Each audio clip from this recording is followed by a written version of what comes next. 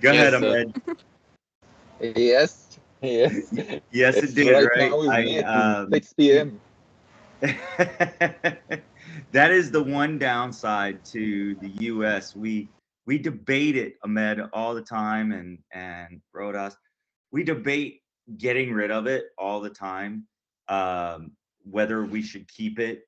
I mean, understandably, we understand why they did it back in the day, but now we're at this point in the world where no longer needed. Plus, it really does affect the international exchanges and such. So, again, yeah.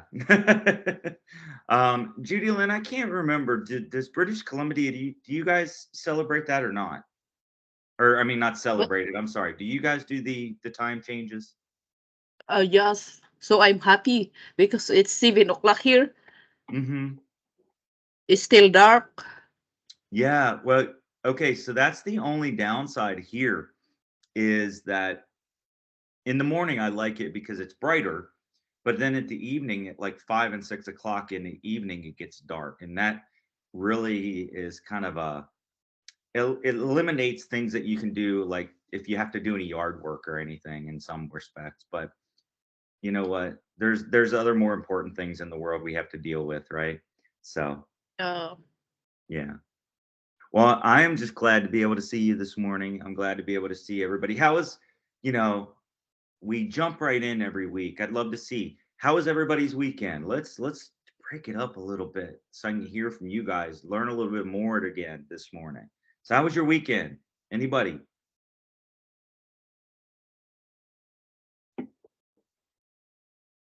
My weekend was a bit busy. Okay. My friend was getting married, so Oh yeah. yay. Mm. Was it a good ceremony? It was, but I'm sick today. Oh I think because no. it's yeah, food poison. Yeah. Oh no. Okay. Wow. That is definitely no fun. I've been there, done that, so I can appreciate what you're going through, and I would say probably most of us on this call have experienced that. But man, not a fun way to spend the morning, and then to have to listen to me talk about credit management, really not fun.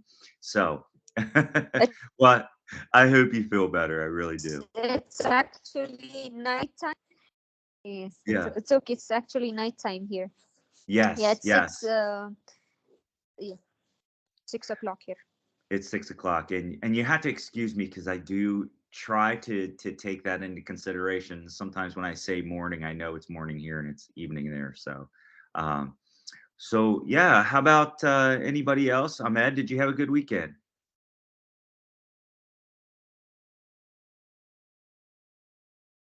Not much. I was stuck with the assignment. I was not able to finish.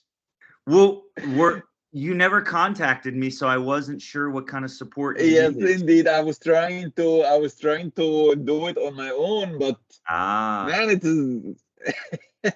I am good in math. I like math.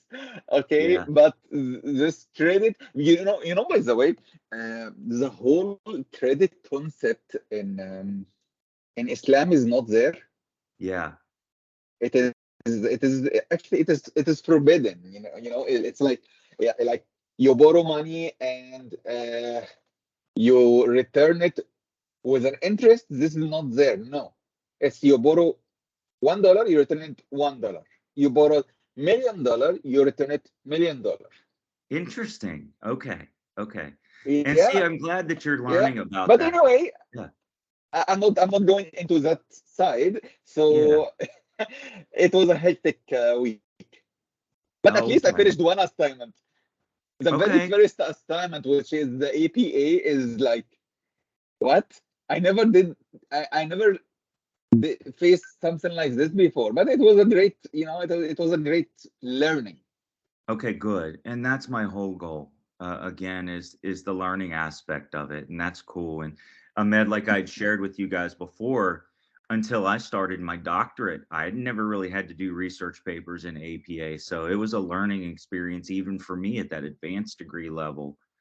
So that's why I I don't grade so heavy on it as long as you're attempting it and trying it. I really do try to work with everybody.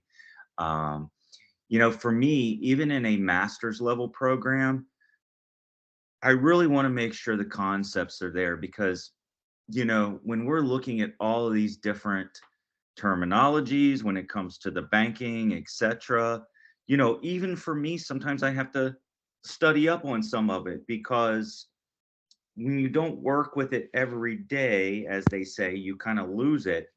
Like, um, so you really have to continue to educate yourself on it. So even after we're done this class, it's going to be one of those things where um, you kind of want to work on it and study up on it, especially if you're going to be investing money, especially if you're going to be working with the U.S. market, as you said, Ahmed. It's not something you're used to, so it is great in that aspect. And again, I do think that what I love about teaching this course here at this university is working with people from around the globe because I see that we're going to continue to move more and more in that direction as technology continues to improve.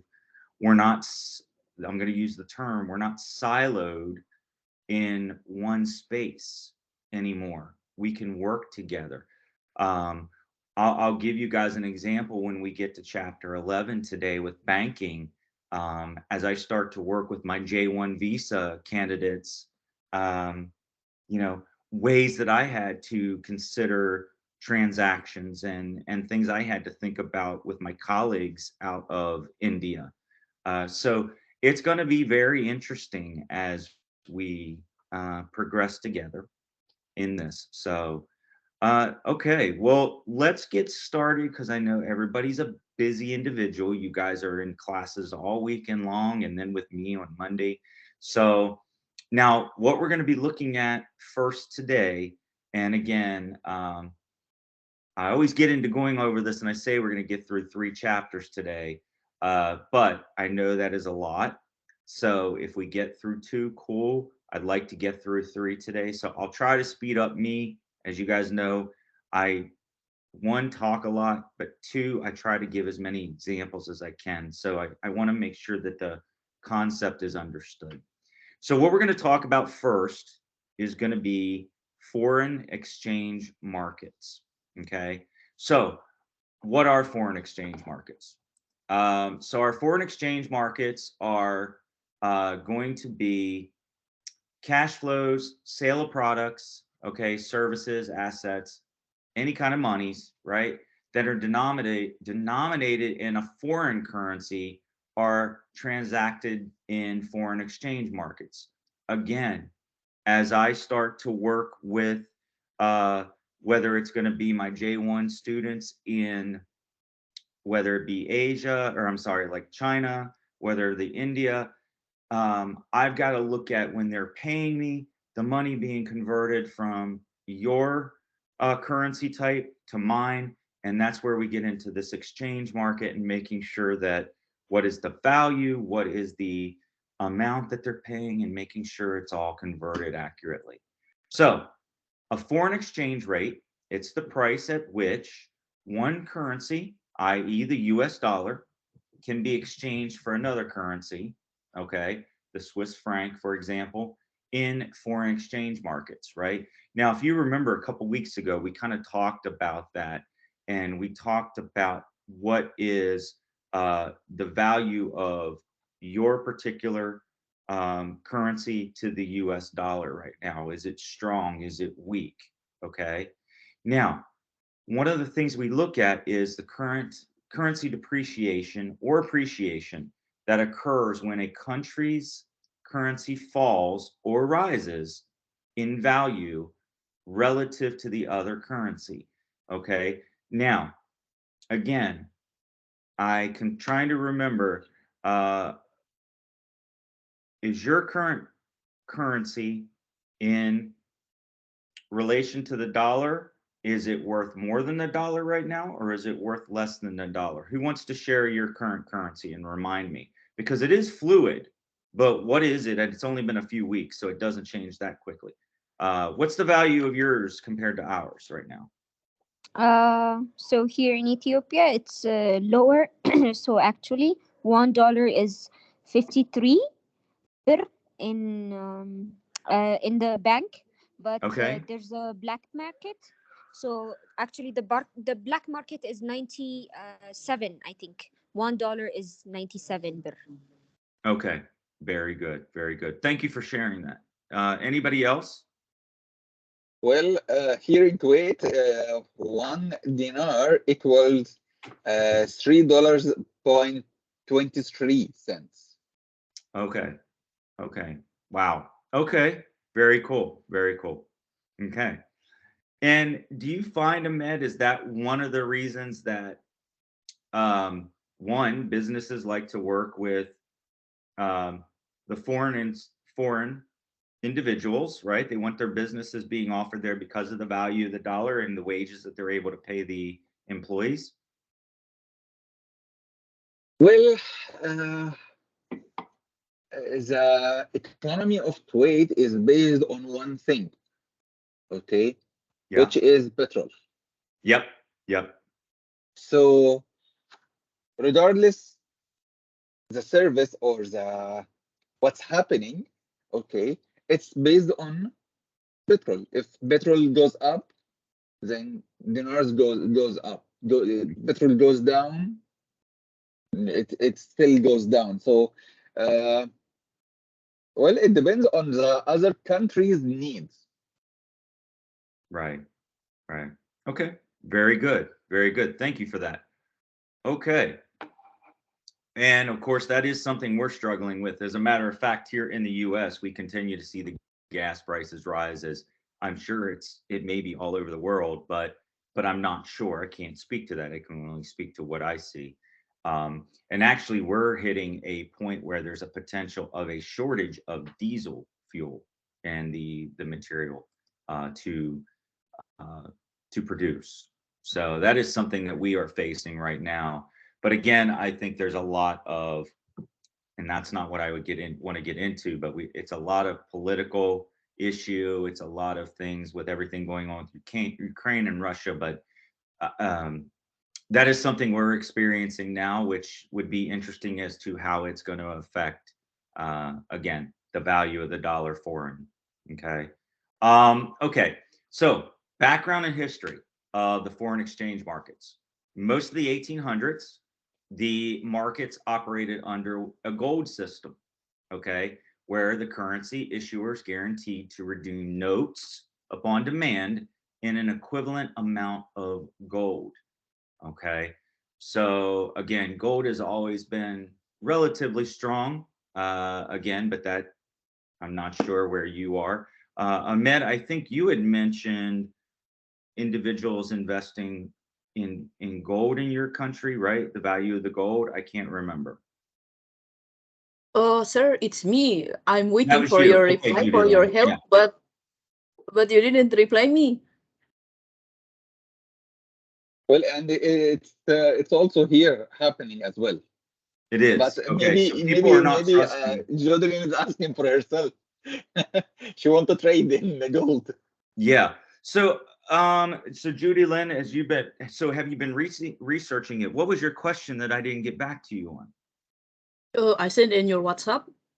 Is this a good investment? There are 4 scenarios. Um, from my opinion, I would have to, I don't want to give you investment advice. I'd have to look at the fluctuation of the gold market. But I would say with where our stock market is right now, if it is a fairly low risk right now with gold, if it stays pretty flat, I would say yes. Okay. But I would have to look at it to before I could say yes or no. And plus, since it's not something I trade in or look at, I don't know if I want to give you that advice. But here's what I would suggest you do. Go and look at what has been the trend over the last couple years, okay? As when we look at stocks, right? What's the up and down on the value of gold? If it's staying pretty flat and the payout is relatively low risk, then yes. Okay. And again, that's going to go back to, what are you looking to make quick dollar out of it, or are you just looking to invest in it for a potential long term? So it's probably not the answer you want, but that's what I would suggest you do. Okay. Is go and take a look. And as a matter of fact, okay, I tell you what we can do real quick, guys. This is a good thing for us to look at. Value of gold currency. All right.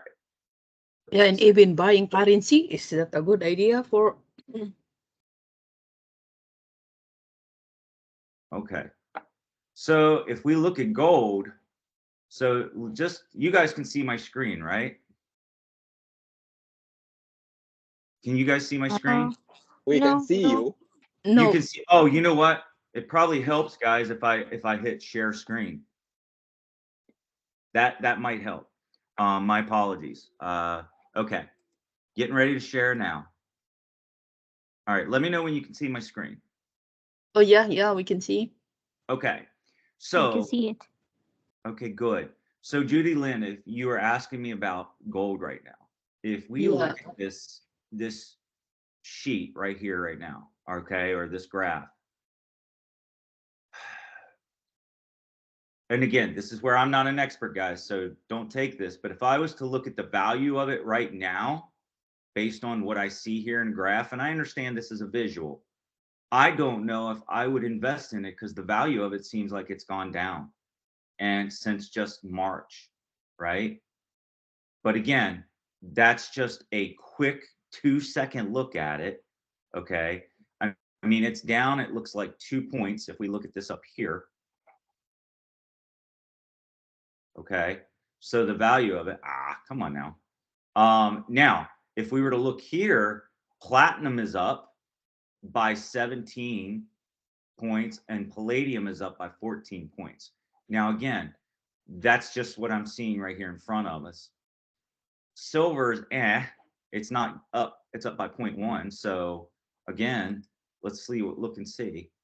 So while silver's down, I would say it's less of a risk right now than gold, from my opinion. But remember, I'm not an investor, so take that for what it's worth.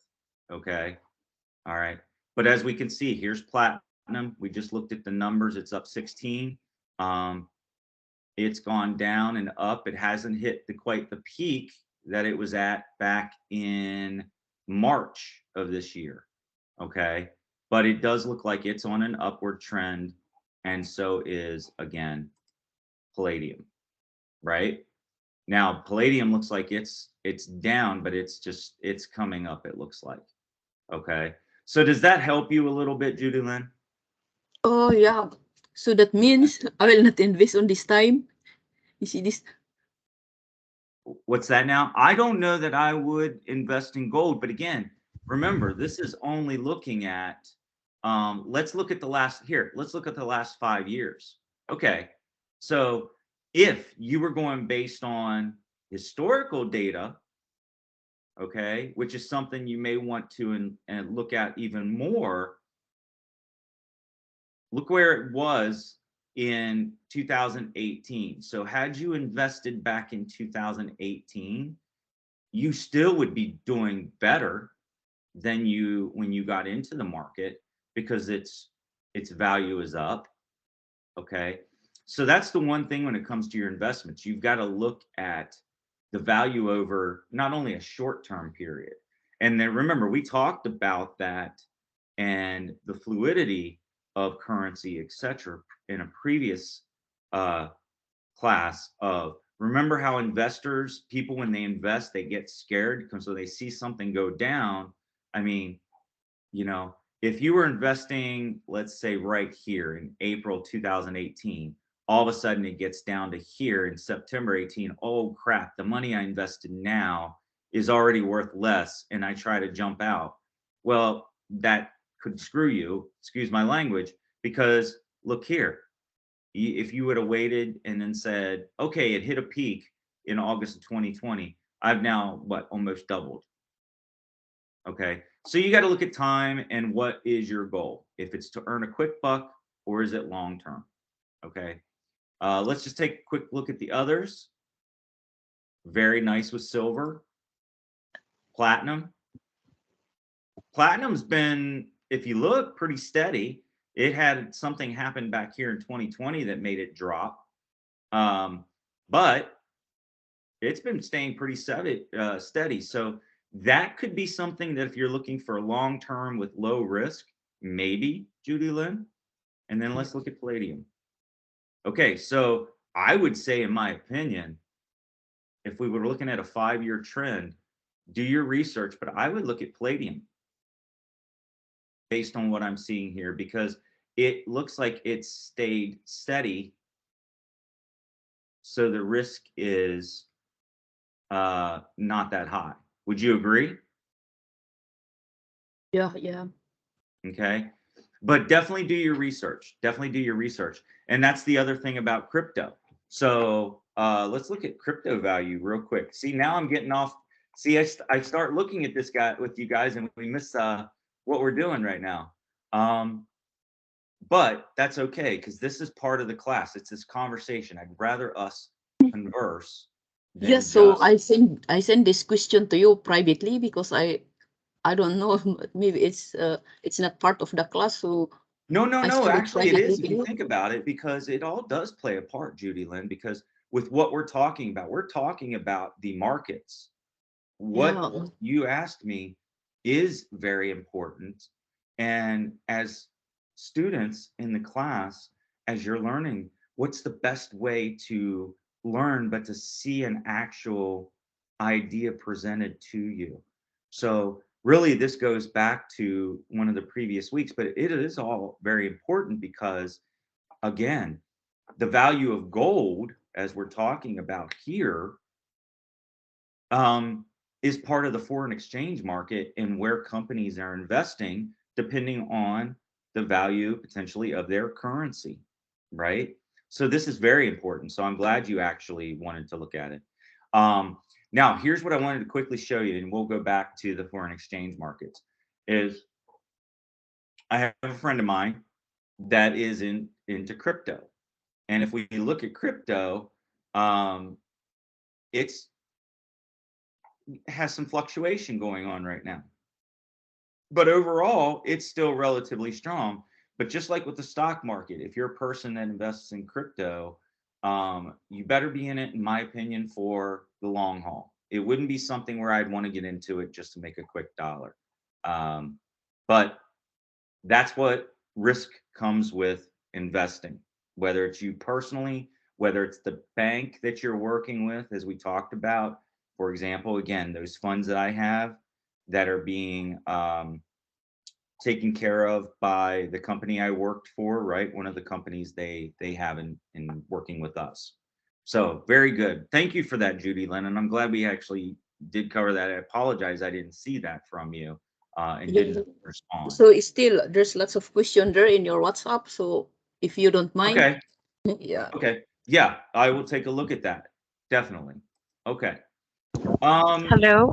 Hello. Hi. Yes. Hi, sir. How are you? Good.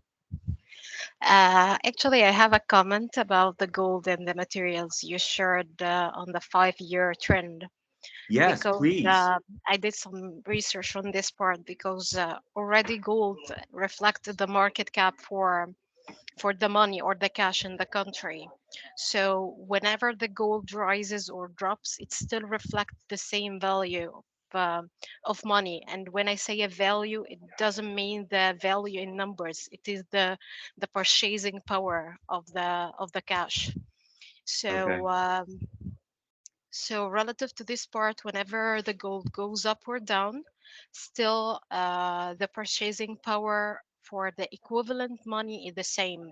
So people usually invest in gold because they don't feel that investing in gold is risky due to this point. And for the silver and platinum and this stuff, they usually have too much fluctuations because they are more to be used in industry. They are not an investment materials. So Mm, whenever they are rare in the nature, for example, silver, There is too much mining sites, so it is so cheap, so you can find silver is cheap.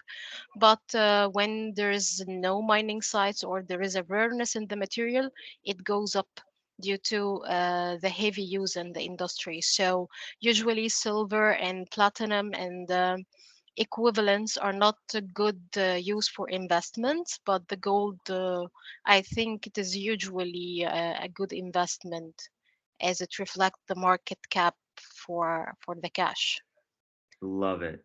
Thank you, Nuran. So as you guys can see, she's much more well-versed than me even, right? And that's, thank you. I appreciate you sharing that with us. So Judy Lynn, there you go. You could reach out to her. Sounds like she knows a little bit more about that than me. So that's good. Okay.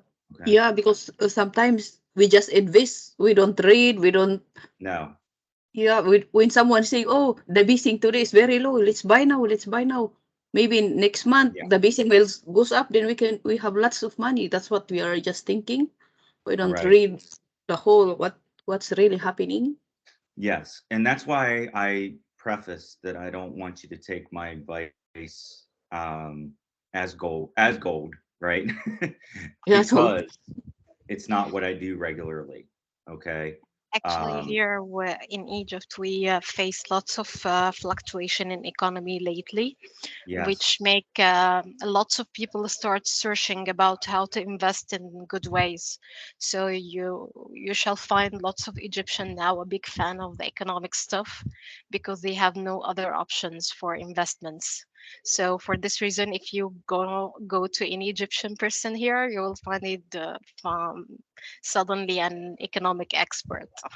Ah, okay. Yes. oh, Well, so It it's then you know is what? not true. about me. Yes, it is not about me, actually. Yeah. Well, but you know what, Nuran, this is going to be good then. So I will definitely would love your feedback as we go through this chapter today then, okay? Because that's going to be very good based on what we kind of go through then. Thank you. Awesome. Okay. Um, Judy Lynn, are you good for now? Yeah. Okay. So okay. So we're just I going to hope you can talk. answer all my other questions. Sure, definitely. Yeah, Definitely. Okay. yeah. It's in your And I did WhatsApp put aside 2 weeks time. ago. What's that now, Judy Lynn? The question is on your WhatsApp, maybe 2 weeks ago. Okay.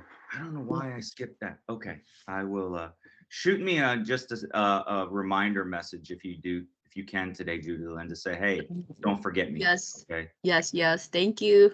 Absolutely. Okay. So let's go ahead and move forward and look at, we're talking about the foreign exchange.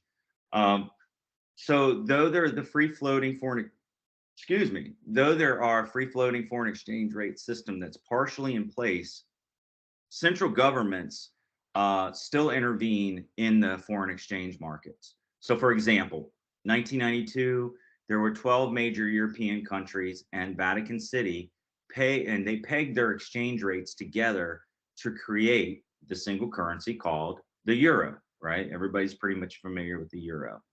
Um, until 1972, the interbank foreign exchange market was the only channel through which spot and forward transactions took place.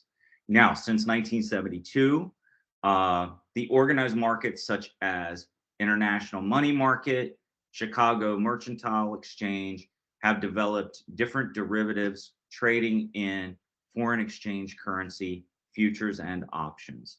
So let's quickly look at the largest foreign exchange markets. Okay. So if we were to look at the markets, the largest it appears to be would be the UK, then the United States. Looks like Japan started off with a daily averages were higher and it's gone. But so we got Singapore, Hong Kong, Japan, Switzerland, and France. So these are our largest markets when it comes to foreign exchange. Now, let's go to the euro. So the euro is the European Union's single currency. So it started trading January 99, and the creation of the euro had its origins in the creation of the European Community, which is a consolidation of 3 European communities in and it started in 1967. We had European coal and steel community, the European economic market, and the European atomic energy community. Now, this had a significant effect throughout Europe as well as the global financial systems when this was created. The dollar remains the unparalleled medium, as we know, of exchange because it is the world's easiest currency to buy or sell. For example, in 2019, 88% of all foreign exchange transactions were denominated in dollars, while 32% were denominated in euros. Okay, so that's a little bit about the euro. Dollarization. So let's talk about that. Dollarization is the use of a foreign currency in parallel to or instead of your local currency. Again, we just kind of alluded to that, talked about it a little bit a few moments ago. After the gold standard and the Bretton Woods Agreement were abandoned, many countries achieved their currency stabilization by pegging the local currency to a major convertible currency. Other countries abandoned their local currency in favor of exclusive use of the US dollar. Noran, I did want to ask you, is the Egyptian exchange, is that based on the US dollar or the euro? A US dollar. It is on the dollar. Okay. All right. Yes. Very cool. Okay. Dollarization may occur both officially or unofficially. So what's a major advantage? The major advantage is the promotion of fiscal discipline and thus greater financial stability and lower inflation. So Panama, Ecuador, and El Salvador are the biggest economies to have officially dollarized. Okay. All right. Any questions on that before we move on? Okay. Now, free floating yuan, and I apologize if I'm mispronouncing that. So in 2005, China shifted away from its currencies, the yuan, pegged to the US dollar. China stated that the value of is that the yen? Am I saying that wrong? That's the yen, isn't it? I don't know why I would say that. Okay. China stated that the value of the yen would be determined using a managed floating system with reference to an unspecific basket of foreign currencies. Partial free floating of the yen was in part to the result of pressure from Western countries whose politicians argued that China's currency regime gave it an unfair advantage in global markets. Excuse me 1 second. Hey, sit down. Sit down. Sorry, guys. The dogs decided they want to play right now while we're teaching. In 2015, the IMF designated the Chinese yuan an IMF accepted reserve currency. Okay, so that's a little bit about the yuan. Now, rates. Let's talk about the rates. If we recall, a foreign exchange rate is the price at which one currency, i.e. the dollar, can be exchanged for another currency. FX rates are listed in two ways: US dollar received for 1 unit of foreign currency exchanged, okay, which is also referred to as the direct quote, and the foreign currency received for each US dollar exchange. So let me do this real quick. Okay. Let's look at, I'll show you a quick video here so while I deal with this. Okay, spot transactions. Here we go. This one's a little longer video, but I wanted to show you this video that talks about, we have two types of foreign exchange rates and transactions. One is the spot transaction, which involves the immediate exchange of currencies at the current or spot current rate, or a forward transaction, which is the exchange of currencies at a specified exchange rate or forward rate at some point in the future. Okay, so let me show you this quick video. Let me deal with this real quick. I'll be right back, guys. I'm gonna share this with you here. When I started my business in 2011, I chose Wix, and it was really because the aesthetic that Wix brought. In order to understand foreign exchange rates, we need to first understand spot exchange rates. So let's define that. A spot exchange rate is the current price in the market to trade one currency for another. And an example of this would be if I wanted to immediately trade 95 yen for $1 in USD. So we're just going out in the market, trading one currency for another as fast as we possibly can. That is the spot exchange rate. So we just talked about in the spot exchange rate market, if I need to trade one currency for another immediately. But what if my needs are different? What if I know that in 1 year from now, I'm going to want to trade a certain currency for a different currency? Then we would use a currency forward contract. Now let's define that. This is a contract in the foreign exchange market that locks in the price for the purchase or sale of a currency on a future date. So an example of this would be, let's say 1 year from today, I need to trade yen for US dollar. Well, I would go out and look at what are the forward prices in the market of yen for dollar and find that I can lock in or sign a contract that allows me to trade 100 yen for $1 1 year from today. Now, let's discuss how you can convert the spot rate to the forward rate or the forward rate to the spot rate. So to do this, we're just going to need one simple formula, and this formula relies on what is known as interest rate parity. So this formula works like this. So you have the forward rate divided by the spot rate has to equal 1 plus the interest rate of the price currency divided by 1 plus the interest rate of the base currency. Now, let's talk about what the price currency and the base currency is. So if we have a quote right here of 140 US dollar per euro, then our price currency is the US dollar and our base currency is the euro, right? So we're given the price in dollars for the base of 1 euro. All right, now let's work this formula once in an example. So we said that we had in the spot rate, so in today's prices, it's $1.40 US dollar per 1 euro, with our US dollar being our price currency and the euro being our base currency. Let's say hypothetically that the interest rate on the US dollar is 10% and the interest rate in the euro is 5%.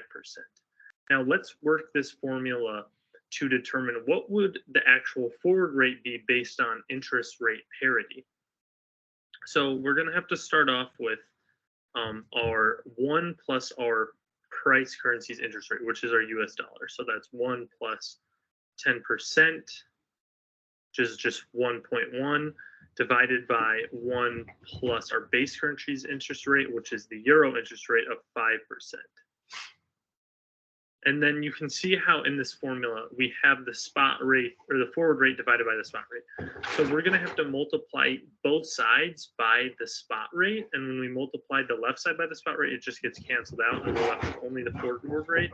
And then the other side is multiplied by the spot rate, which is $1.40. So 140. When we solve this whole equation, we're given that the forward rate is $1.47. Let me put a little dollar sign in here. $1.47 per 1 euro. So that is how you solve for a forward rate based on the spot rate using interest rate parity. And the reason why this formula and interest rate parity makes sense is that if it didn't, you would be able to end up with more money by just investing in the currency with a higher interest rate, okay? So when one currency yields more than another currency in interest rate, the put call or the interest rate parity basically makes it so that if I buy that currency with the plan to sell it in the future to earn that interest rate, I'm actually going to be holding the currency that's depreciating in value, right? The one that has the higher interest rate is actually going to be worth less than the one with the lower interest rate when you want to exchange it in the future. And that's why we started out with 140 US dollar per euro, but in a year from now, we could only get or we would have to trade $1.47 to get €1, and that is the parity. Okay, did that make sense to everybody? And Naran, I might rely on you a little bit since this is something you said that in your country people are constantly looking at. When you're determining whether you want to do spot transactions or whether you want to do a foreign transaction, right? Again, goes back to when I was talking about investment earlier. Is it the short term, long term? What's the value of that dollar going to be, right? So if I was to, I won't do it because again, it'll take a few minutes of time, but if I was to ask you guys to currently do what's a current spot exchange in your market versus what's a forward, what's your current rate?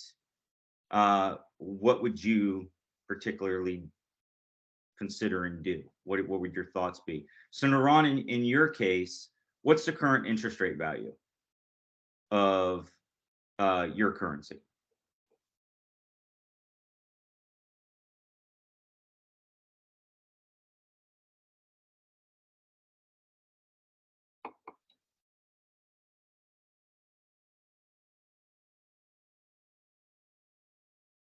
Ahmed, do you know what yours might be?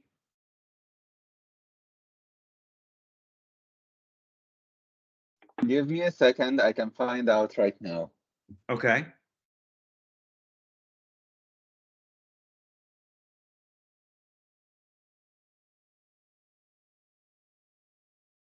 Well, $1 equals 24.32 Egyptian pounds.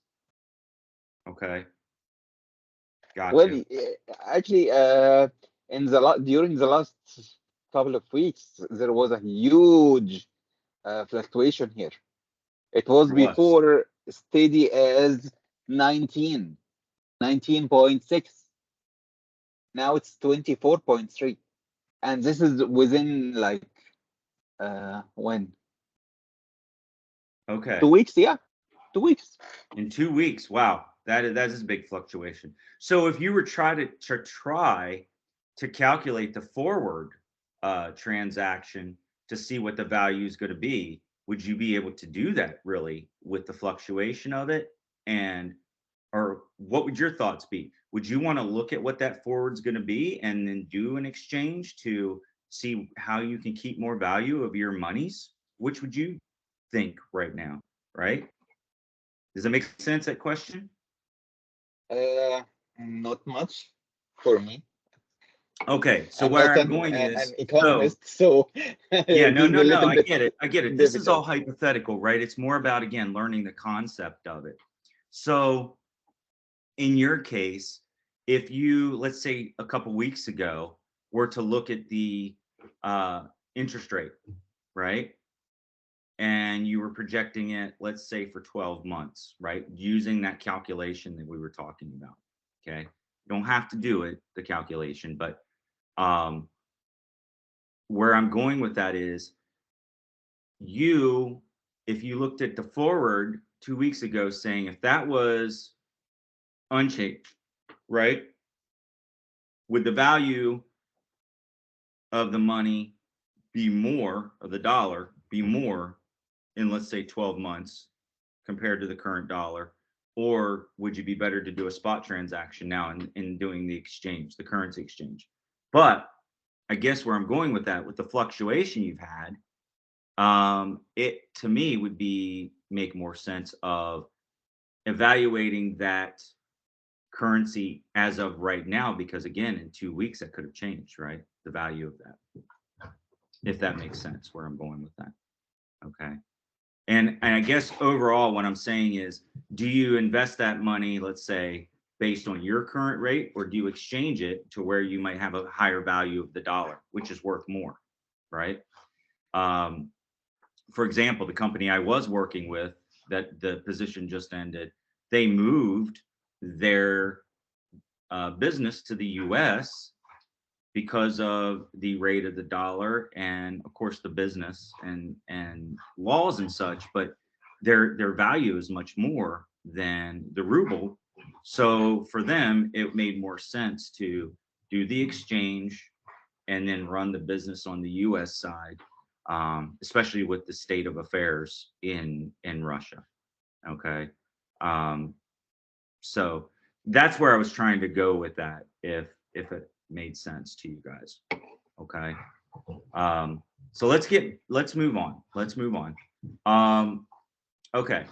So this is a good, I like this visual here that looks at the kind of the forward spot versus forward foreign exchange.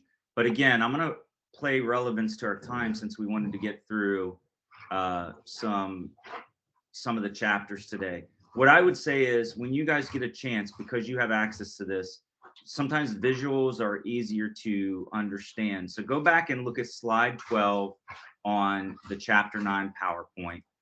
Okay. And then if you look here, this is just another visual that shows over time. This is a year-over-year view from 02 to 2019. This is looking at the 4 currencies, the foreign exchange, and the fluctuation of it and the value. Okay. So now let's talk about measuring risk and return on foreign exchange transactions. So risk that is involved with a spot transaction is the value of that foreign currency that may change relative to the US dollar over a holding period. Okay. So the foreign exchange risk is also introduced when we add foreign currency assets and liability to a firm's balance sheet. So obviously that's going to, what are the company's assets? What are the liabilities? That'll change it. Okay. Now for financial institutions, and in particular commercial banks, which is going to be chapter 11, they are the main participants in foreign exchange markets. Okay. And as we talked about before, when it comes to the banks, obviously not all their funding is sitting in that bank. Their money is moving around. And so they do utilize the foreign exchange markets as part of that liquidity. Now, this is an example of a foreign exchange risk. This is talking kind of about same thing that we covered in this video a little bit. So I'm not going to go over that for now. Okay. Let's talk about hedging. Hedging and a foreign exchange risk. Now, in hedging, we have managers that hedge to manage their exposure to currency risks, not to eliminate it. Again, that's what they're paid to do. They're looking at the exposure of that currency to the risk. Their goal is not to necessarily eliminate the risk, but to monitor it. And while it can reduce their possible losses, it also reduces possible gains. Again, we go back to what we were talking about earlier when we were looking at the fluctuation of the markets with gold and the different metals. We're looking at this individual managing that exposure and calculating that. That's what they're doing. Okay. A financial institution can better control the scale of its exposure in one of two ways. Okay. On balance sheet hedging, which involves making changes in the on balance sheet assets and liabilities to protect the institution's profits from risk. Again, when we get into commercial banks, you're going to learn more about this. So if we don't get to that today, though, I would suggest looking through that PowerPoint because it really clears that up a little bit as far as what you want to get on your balance sheet versus what you want to have off of it. Okay. And it clears it up just a little bit better. Off balance sheet hedging involves no on balance sheet changes, but rather involves taking a position in forward or other derivative securities. So why do you think that a company would want to have assets and liabilities on their balance sheet or off of their balance sheet? Why do you think that might be?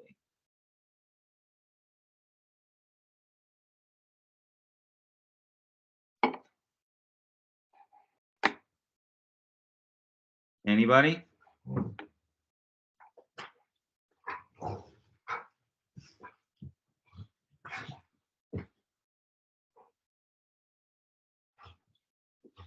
Judy Lynn, am I okay right now for you? I see that you were talking about I'm freezing sometimes. Yeah, it's okay, but sometimes you'll get freezing. Oh no, okay.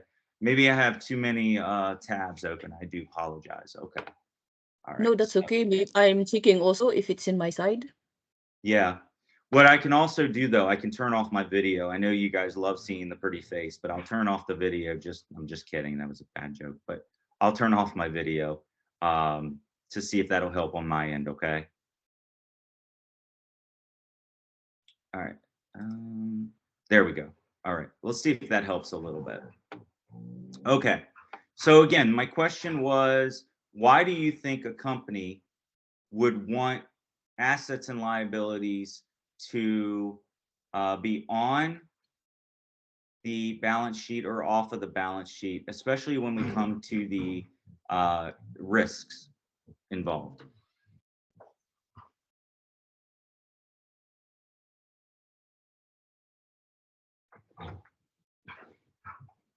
Well, they say it right here. It's to protect their financial institution's profit from that foreign exchange risk. Okay, so let's talk about on balance sheet hedging.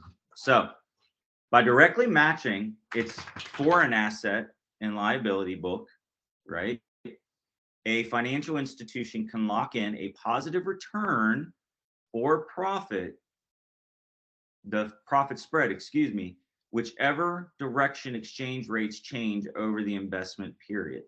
Okay, so their sources of foreign exchange risk exposure includes the following: international differentials in real prices, cross-country differences in the real rate of interest, regulatory and government intervention, restrictions on the capital movements, trade barriers, and then tariffs.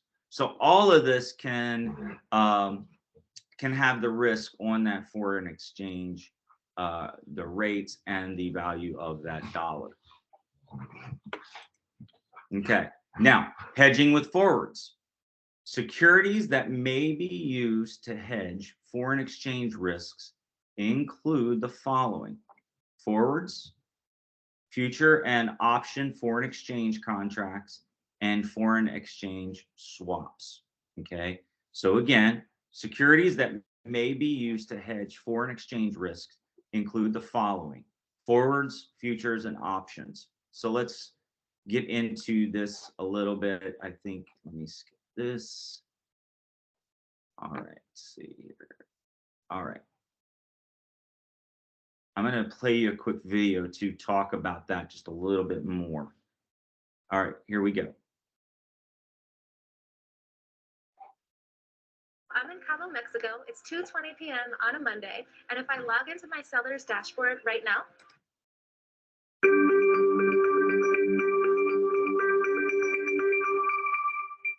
forward contracts. In this knowledge drop, we will learn what are forward contracts. If you haven't subscribed yet to the videos, please do it by pressing the subscribe button below. Also press the bell icon to get the alerts when we upload new videos. Forward contracts are a type of derivative which helps us to purchase or sell something on a future date. Let's meet Mr. John, who will help you in understanding this better. John is running a cafe. He is worried about the rising coffee bean price. He is buying coffee beans currently at rupees 20 per bag, and he is thinking that it's going to increase up to rupees 35 in a month's time. Who is coming here to help him? Yes, Rosie. Rosie is a coffee bean merchant. She contracts with John to sell 10 bags of beans at rupees 30 per bag after 1 month. Imagine that after 1 month, the actual market price of bean went up to rupees 34. So because of Rosie's contract, John can buy them at rupees 30 and save rupees 4 per bag. Here, Rosie made this contract based on John's requirement. Such customized contract between two parties to buy or sell an asset at a specified price on a future date is called forward contracts. Since they are customized contracts, they are non-standardized in nature and they do not trade on a centralized exchange. The good thing about forwards is that it helps to freeze the future price today and in that way help us to manage the future risk and act as an instrument to hedge the risk. Hope you enjoyed learning with FinMaestro.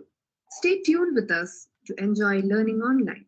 If you're enjoying these, please like the videos and also provide your valuable comments below, which will motivate and help us to improve. Thank you. Okay.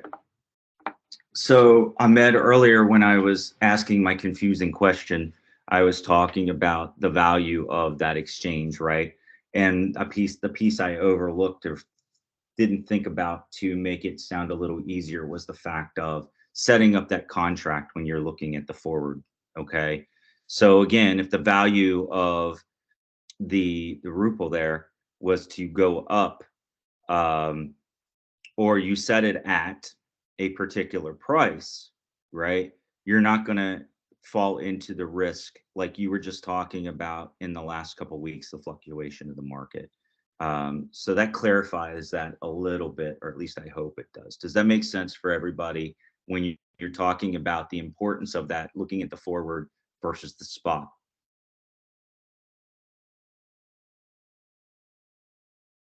You can just type it into the Professor, yes.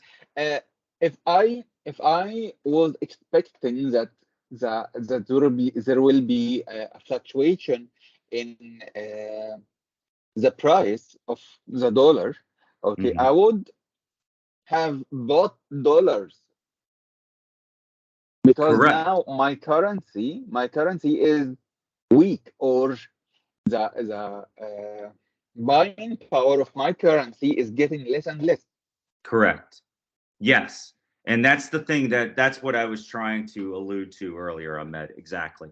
So if you were looking at the forward So right it is now, back again to the terminology. right? Exactly. Yes. So if you were looking at the forward philosophy, you would be better off right now with that fluctuation, right? Because it becomes a what? Contract. So you're exactly right. And so that's something. And I would say, I think, I can't tell, it looks like, and Iran is probably, that is again something Iran and they're looking at in Egypt if they're paying attention to the dollar, right? So very, very important to them and how they're looking at investments and such. So let's move on to what the role of the financial institutions are in the foreign exchange transactions. So foreign exchange market transactions are conducted among dealers, okay? So we have mainly the OTC, which are using telecommunication and computer networks, which is a major structural change in the foreign exchange that's been growing because of electronic brokerage in the interbank markets at the expense of direct dealing and telecommunication. Again, I'm going to use my company as an example. As I'm setting up my company to start working with these candidates, one of the back and forths that I had with my colleague in Singapore was the fees associated with everything. And so we needed to find a way to make sure that when the monies are converted for those candidates, and we talk about our international electronic fund transfer, wire fees, et cetera, et cetera. We wanted to find a way to make sure we could minimize the loss of that exchange and those dollars. And one of the ways we're doing this is through the electronic brokerage and the interbank market. And again, I'll get into this a little bit more when we get into the commercial banks in chapter 11.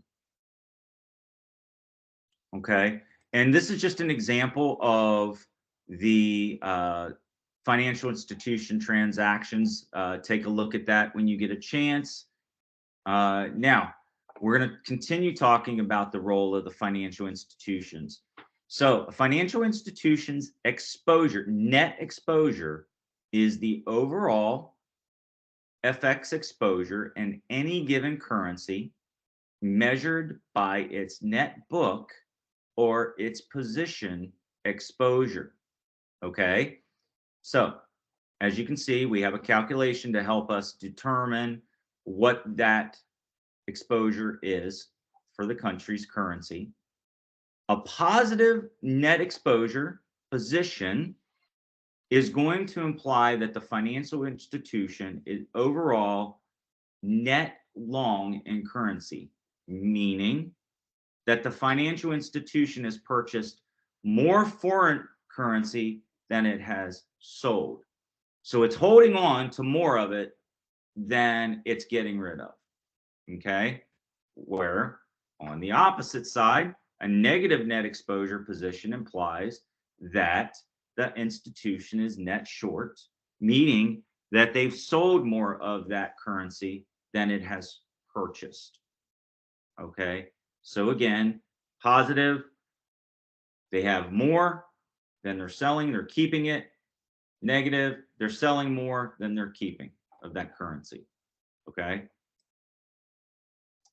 All right. So there are 4 activities that will generally reflect on the position in the foreign exchange markets. We've got the purchase and sale of foreign currencies that allows customers to partake in and complete international commercial trade transactions. We have the purchase and sale of foreign currencies that allows customers or the institution to take position in foreign real and financial investments. So we have purchase and sale of foreign currencies for hedging purposes to offset customer or financial institution exposure in any given currency. And we have the purchase and sale of those currencies for speculative purposes through forecasting or anticipating. Okay. Now, in those first 2 cases, the financial institution is normally acting as an agent on behalf of its customers for a fee, but it's not assuming the foreign exchange risk itself. Okay. So the bank's saying, hey, I am doing this on behalf of my customers, but I'm not assuming that risk. That risk's on them. Okay. And then in the third activity, the financial institution acts defensively as a hedger to reduce that exposure.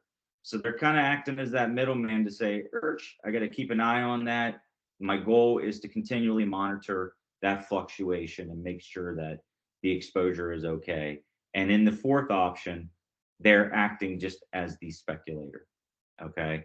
So those are 4 reflections and trading activities that would normally occur. So let me do this real quick. Let me go back to this one, and I want to ask a question. So why do you think that a financial institution wants to hang on to more of this currency than it is selling? Anyone? Why are they hanging on to more than they're selling?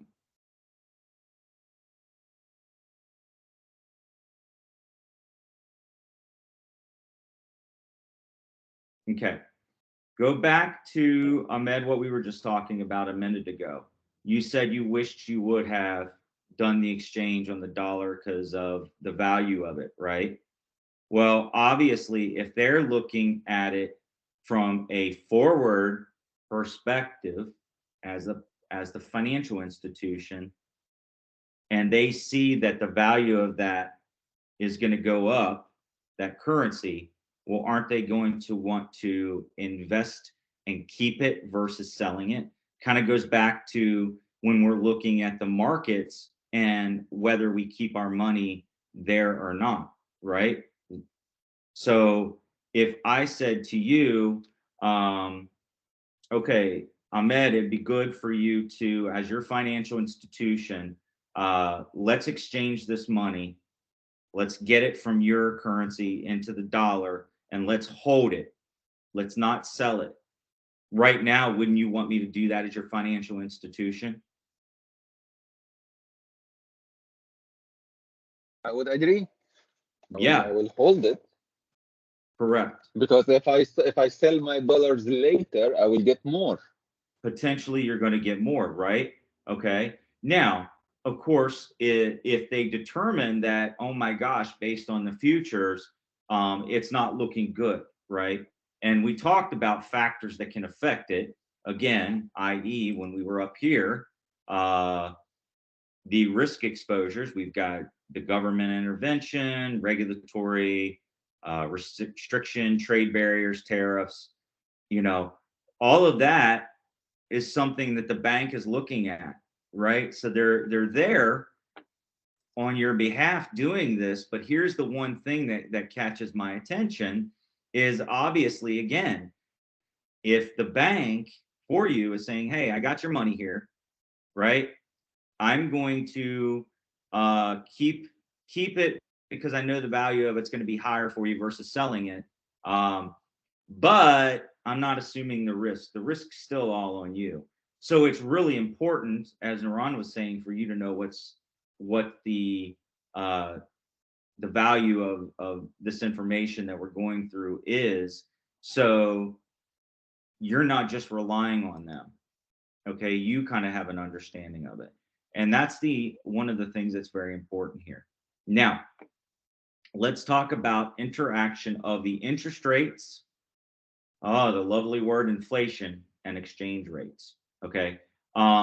We are almost done. As soon as we're done these last couple slides, we're going to take a quick break. Okay. If you need to take one, go ahead. But let's go ahead and we're going to do a recall here. We're going to recall the relationship among nominal interest rates, real interest rates, and expected inflation, which is called the Fisher effect.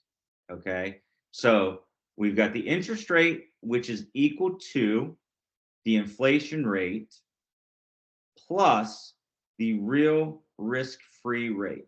So as a global institution, financial market, and financial institution and their customers have become increasingly interlinked, so have those interest rates, the inflation, and foreign exchange rates. So for example, can anybody tell me how the US inflation, which is going through the roof right now, has impacted your country? Or has it? Have you experienced it? Anyone? Yes, on my side.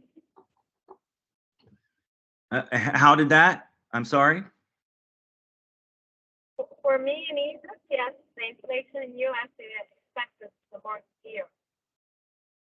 Right. Exactly. So these are things that can impact all of this and those exchange rates we've been talking about. Okay. And again, we're really being affected by it. And even the price of oil per barrel, et cetera, that is all something that's impacting not only the cost of our gas, but the amount of foreign oil that we're getting, et cetera, the reduction in it. So definitely all has an impact. Now, the interaction of interest rates, inflation, and exchange rates, we're going to continue that. So the Fisher effect incorporated the rates into the relationship. The expected spot rate is the current spot rate multiplied by the ratio of the foreign nominal interest rate to the domestic nominal interest rate. So again, if we're trying to relate the Fisher effect, we're looking at the expected spot rate, which is the current spot rate multiplied by the ratio of foreign nominal interest rates to the domestic nominal interest rates. Okay, so again, we're kind of going back here where we looked at earlier the value of those dollars, where we had to kind of you look at the interest rates to calculate. So we're saying that the expected spot rate is going to be equal to the current spot rate times 1 plus the nominal interest rate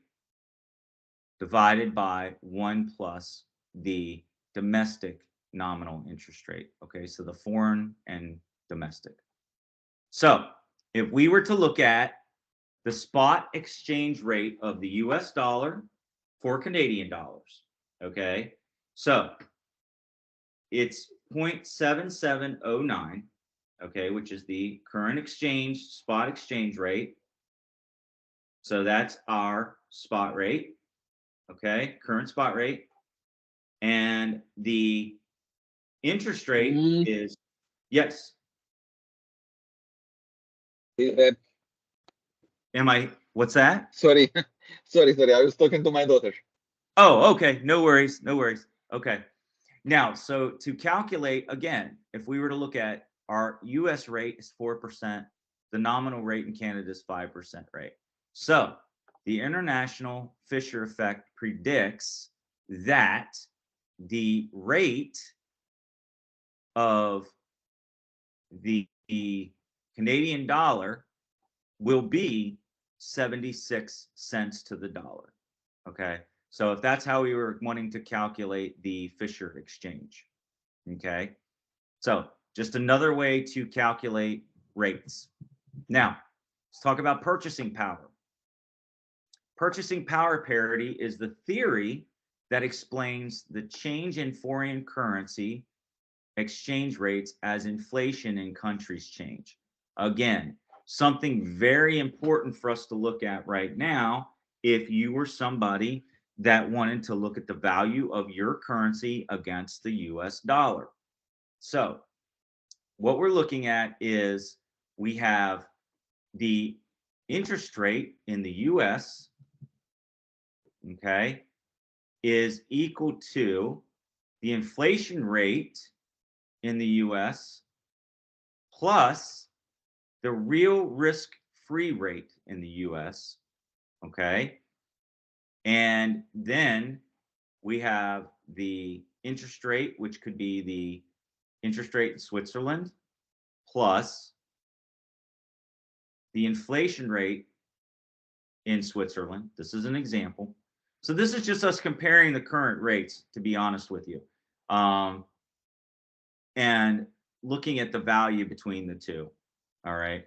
So it's the same, except for one is all based upon your US, inflation rates. The other is looking at the foreign inflation rates. So what are we doing there? So what we're doing is this is a factor that affects a country's foreign currency exchange rate with another country in the relative inflation of each other. Okay. So again, we're just doing a comparison here so we can see what the purchasing power parity might be. So if I want to see that, okay, my US dollar is worth, or is this is the value based on the current inflation rate. And here is your value, your currency. And I need to see what mine is based upon the current interest and inflation rates. Then we can, of course, again, compare and determine the parity of them. That's essentially what we're doing here. Okay. Oops. Okay. Now, assuming the real rates of interest or the rates at the time are equal across countries, then the following is going to be true. that the interest of the US minus the interest of the foreign is going to still also be interest or equal to, excuse me, the inflation rate between the two countries. So again, essentially what we're trying to do is we're just trying to look at the difference and determine, is the value of the dollar and the foreign exchange the same? That's what we're trying to do. That's essentially what this means. Okay. Now, what this is saying is the law of one price is an economic rule which states that in an efficient market, identical goods and services produced in different companies or countries, excuse me, should have a single price. Okay. All right. So there shouldn't be a difference in those products and services, whether the inflation is in the US or foreign, if all things are equal. Okay. This is the theory behind purchasing power parity. An example of this is demonstrated in, and this is a good book to look at, The Economist's Big Mac Index. Okay. Now, to make a little more clarity of that, let's look at this video real quick, which is purchasing power parity. Okay. And let's see. If you want to be a successful trader, then I recommend you only trade these handful of stocks. Why?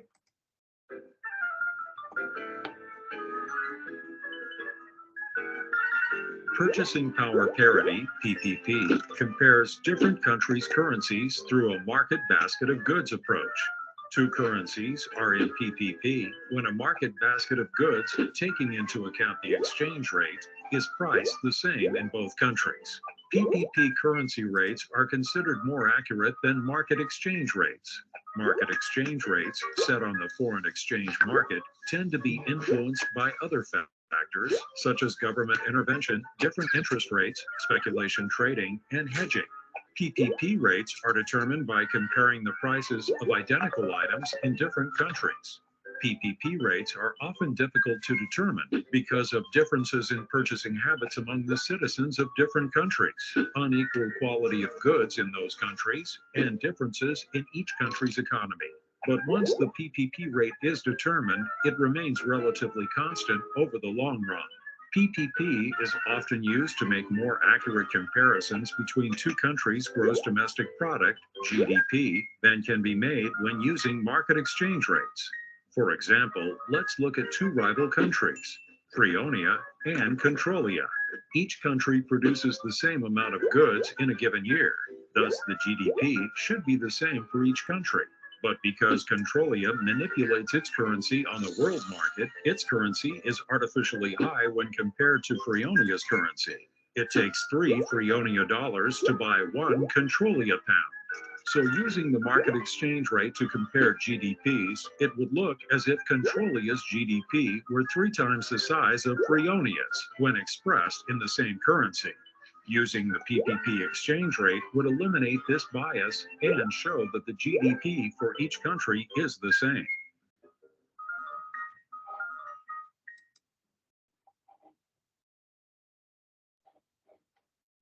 Okay. So that's just to clear up just a little bit more about the interest rate, or I'm sorry, the PPP. All right, let's do these last 2 slides and let's take a quick break. Interest rate parity.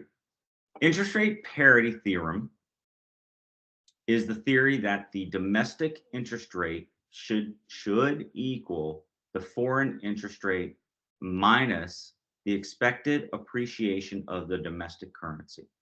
So this can be expressed as 1 plus the interest rate on a US investment maturing at time T, okay, 1 plus that is equal to 1 divided by the spot exchange rate times 1 plus the interest rate on the UK investment maturing at time times F, which is the foreign exchange rate at the time. That's a lot to think about. So let's look at that real quick to clarify, and then I'll hit that example last. So here's one last video, and then we'll take our break, and then we'll go to chapter 10. All right. Come to think of it, there actually isn't a single email that I've written over the last few months without the help of Grammarly. Grammarly.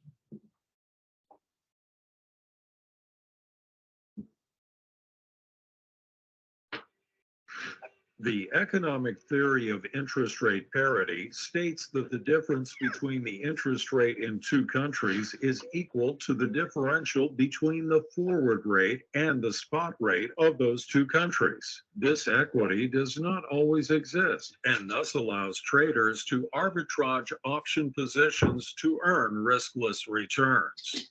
For interest rate parity to exist, there must be easy capital mobility between countries, along with complete substitutability of assets. For instance, a deposit in a foreign bank is considered the same as a deposit in a domestic bank. If the nominal returns were different between the domestic and foreign deposits, investors would move their money to the bank paying the higher nominal return.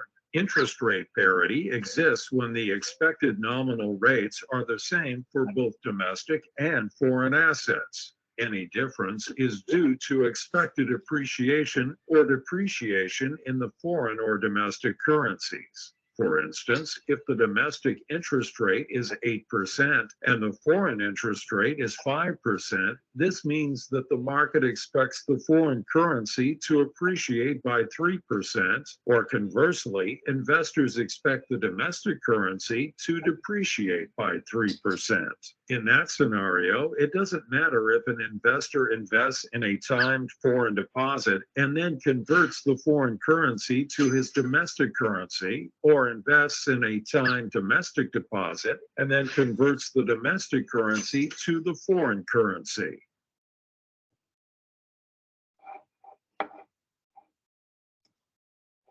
Did that make sense?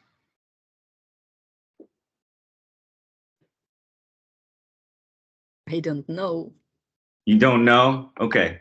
No, that's good. Okay, so what we're saying here is when we're looking at that value of exchange that we've been talking about this entire time, is this theory states that realistically that money exchange should be equal.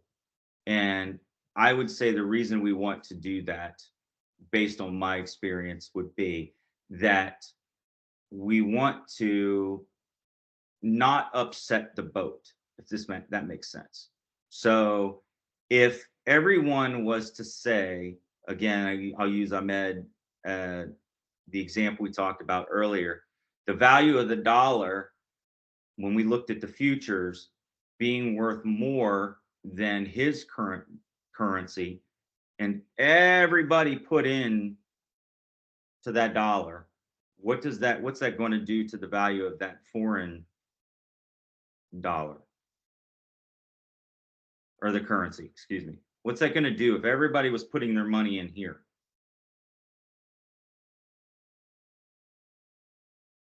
So Judy Lynn, if you were going to put your money into the euro, because the value of that money was higher than the dollar, okay? So let's say you're putting your money there, you're the financial institution. And every financial institution, everybody wants the money there. What does that do then to the value of your particular currency? Okay, so everybody's putting money into the euro and moving it out of the dollar. What's that going to do? Maybe it will goes up more. No, what it's going to do is it can have the opposite effect. So the value of the dollar becomes so low that it could cause a potential, again, this is my opinion based on experience and understanding of this, and anybody that understands this a little bit better could clarify. But what it would do though is it would kill the value of that dollar, and then what happens? It's going to upset the apple cart. It's going to cause a crash of sorts. And so we're looking at that parity to create that value and that flow of of that interest and that trade of that money is what we're trying to do. Keep it flow, keep it equal, keep it parity. Okay. That's what we're trying to do. Look at right now, if you were to look at the economy in Russia right now, because of all the money going towards the war, the value of the ruble has just been destroyed. So if I was someone living there, my exchange rate would be just disastrous. Okay. And so I would want to make sure that we want to make sure we can balance that out. And so this is kind of where I'm going with the interest rate parity. Okay. And here's what I'll do to make it even clearer to understand. I'll find some additional resources, because even for me, that is one of those. It's a theory.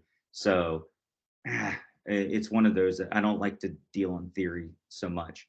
I like facts. So that's kind of where I was going when it comes to just showing you that little bit of interest rate parity there. Does anybody have any questions before we take a quick break?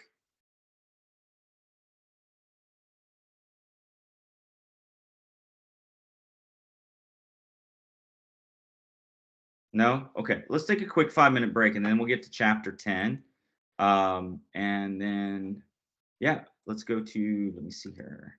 There's chapter 10. Yeah, can you check your WhatsApp? Maybe there's a little similarity to this, my question, because it's really I can't really understand how.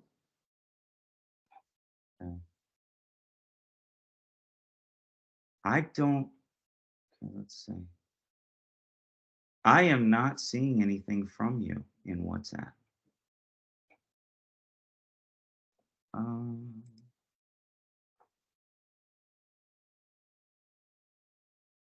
I honestly don't see anything from you in WhatsApp. And you're sure you're sending it to my number? That's not you trying to call me, is it? Yeah, it's me. Okay. Well, okay, so let me look here. Okay. Oh, you're Okay, here we go. So which question are you sorry, I know it's a wanting? break, but maybe just a little glance. Yes.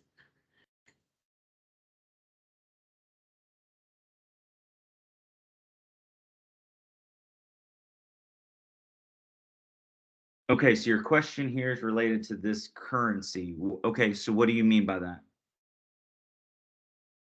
Should I continue this or better think another? Because the US dollar is not getting up just a little for Canada versus US dollar. Mm-hmm. You can see that it's only point. I don't want to give you that information, or not information, but guidance, because I don't feel strong enough to look at that right this second. I tell you what we could do. Let's take this offline, and let's Sure. do some looking together. We could do it Yeah, on a sure. different day. You want to do that? Yeah, sure. I don't have Okay. a financial literacy, so maybe I can't understand this. Yeah, no. We can definitely do that. We can definitely do that. So shoot me some days and times in WhatsApp that work for you, and we'll take a look at that. Okay. Okay, thank you very much. I Yeah. appreciate You're your time. welcome. No worries. Okay. All right. Well, let's take a quick 5-minute break, and then we're gonna get into the derivative securities markets. Okay. Okay, thank you very much again. All right. Thanks, guys. 5 minutes.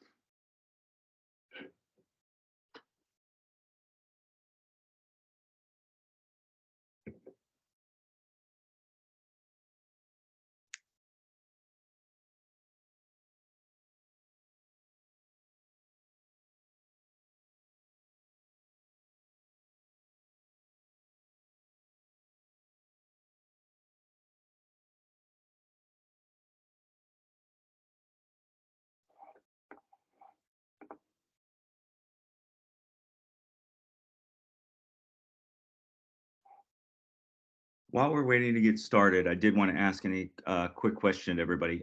Does anybody have any questions about the assignments that have had to be submitted thus far? Today I'm going to be grading, by the way.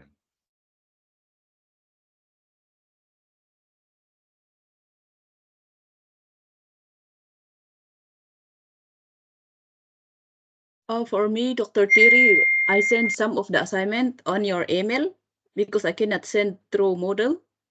Okay, yeah, that's no Can you problem. try? I'm going to go through Okay. those today and get those updated. So if I don't see something from you, I'll reach out to you and let you know, okay?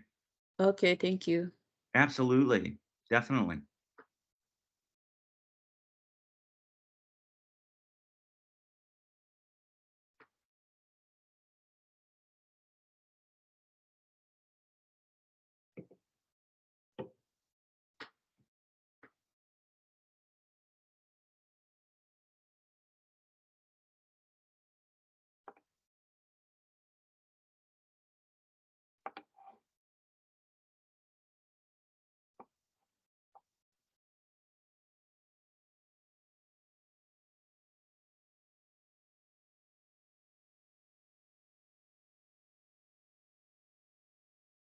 Well, let's go ahead and get started because I know we're down to an hour left and I would like to get through most of chapter 10 for us today. So let's look at derivatives.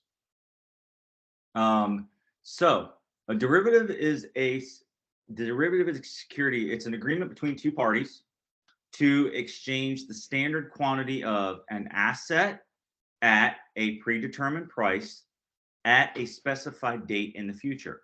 Now, excuse me, we kind of just talked about this a little bit ago with the foreign exchange rates, right? So the video we saw where she set the contract at a certain rate and it was for the future. So even though there was a change in the exchange rate of the currency versus the dollar, the contract keeps it at a predetermined price. Okay, so that's kind of where I was going with that.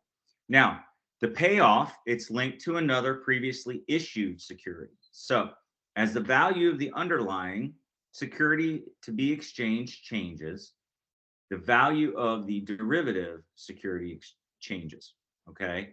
And what is involved here is the transference of risk. Traders can experience large losses if the price of an underlying asset moves against them significantly. Okay. Now, at the heart of it all, the recent financial crisis were losses associated with off-balance sheet derivative securities that were created and held by the financial institutions. So, to clarify, let's watch this quick video that'll give it to explained a little bit more. So I'm not the smartest guy in the world, but I made $49,000. He's not the smartest guy in the world, guys. And pasting. Let's assume John sells oranges to George, who produces orange juice. A regular sale would involve George simply buying 500 pounds of oranges at the current market price of, let's say, $1 per pound today. But what if George doesn't need those 500 pounds today and instead needs them next year, but wants to pay today's price? That's where derivatives come in, which are basically contracts. Maybe George will commit to buying 500 pounds of oranges at a certain date next year at an agreed upon price of $1 per pound. So, regardless of what happens to the price of oranges, George promises John he'll buy at today's price of $1 per pound. If the price of oranges doubles next year, George will be very happy. If it drops by 50%, John will be happier instead. This is just one example. Derivatives can be a lot more complex. George can perhaps pay John $100 for the right to choose whether or not he buys at $1 per pound next year. Maybe they'll work something else out through derivatives.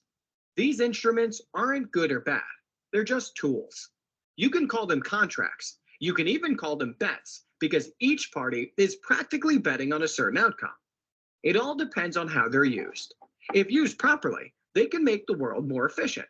If used recklessly, however, they can turn our financial system into a glorified casino and ultimately make it collapse. Welcome to the temp trade. Okay, so let me give you a quick example here. So again, I'm going to use my business as an example.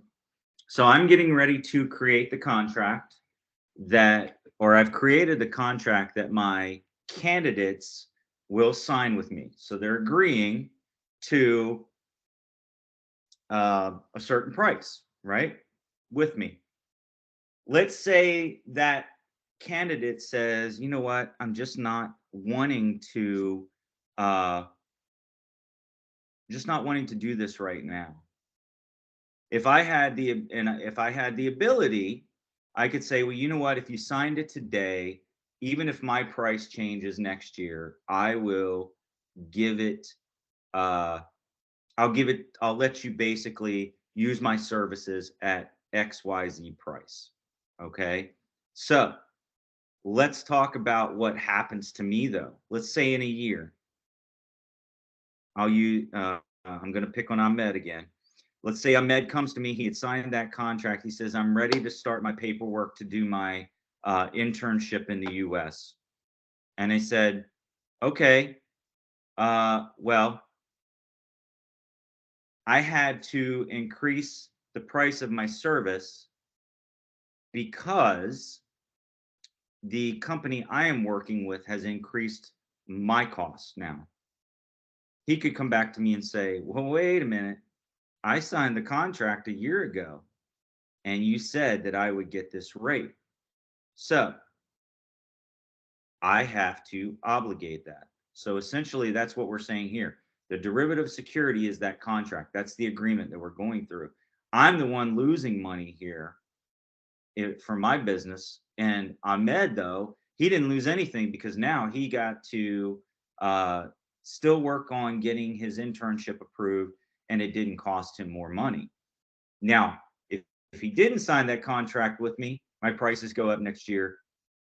He's out of luck, right? Because he didn't lock in that rate. Similar concept is what we're doing here. Okay. Now let's go ahead and continue real quick. So if we continue on to the securities market, the derivatives. Okay. So this derivative securities markets are those in which derivatives securities trade. Now, growth in derivative securities markets has occurred mainly since the 70s. Okay. First of the modern wave of derivatives to trade were foreign currency future contracts. Again, we just went over those. The second wave of the derivative security growth was with interest rate derivative securities. And then the third wave was innovations that occurred in the 90s and 2000s with credit derivatives, credit forwards, credit risk options, credit swaps. Okay. And there's been a lot of controversy around the growth because it's been so rapid since then. I mean, we didn't have it in place, but since the 70s, we've had 3 different waves of it. So obviously, that's a lot of quick growth. Now, let's go to spot markets. Spot markets. A spot contract is an agreement to have a transaction involving the immediate exchange of assets and funds. Okay. Again, we just talked about the spot rates earlier and future rates, similar concepts here. Okay. A unique feature to a spot market is the immediate and simultaneous exchange of cash for securities, or what is also, which is often called delivery versus payment. Okay. Spot transactions can occur because the buyer of the asset, of the product, believes its value will increase in the immediate future, okay, over the investor's holding period. All right. So if the value of the asset increases as it's expected, the investor can sell that product at a higher price for a profit. Now, what's an example of that? I'm just going to use a car market as an example of that. Okay. So I am a car dealer. I have to get the car from GM. I want to buy it today, and I need to buy it at this price, and this is what we agree to. So I'm buying the asset, which is the vehicle. Okay. I think, though, in the immediate future, let's say 2 months from now, that the amount that I paid for that vehicle, okay, and what I can charge to sell the vehicle, because I'm already going to sell it at profit, but the amount I can sell it at is going to go up.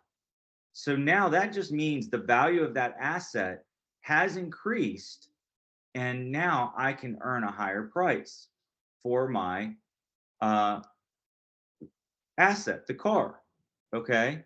Now, there are going to be different things that obviously that take part that can cause that, but really that's the overarching here.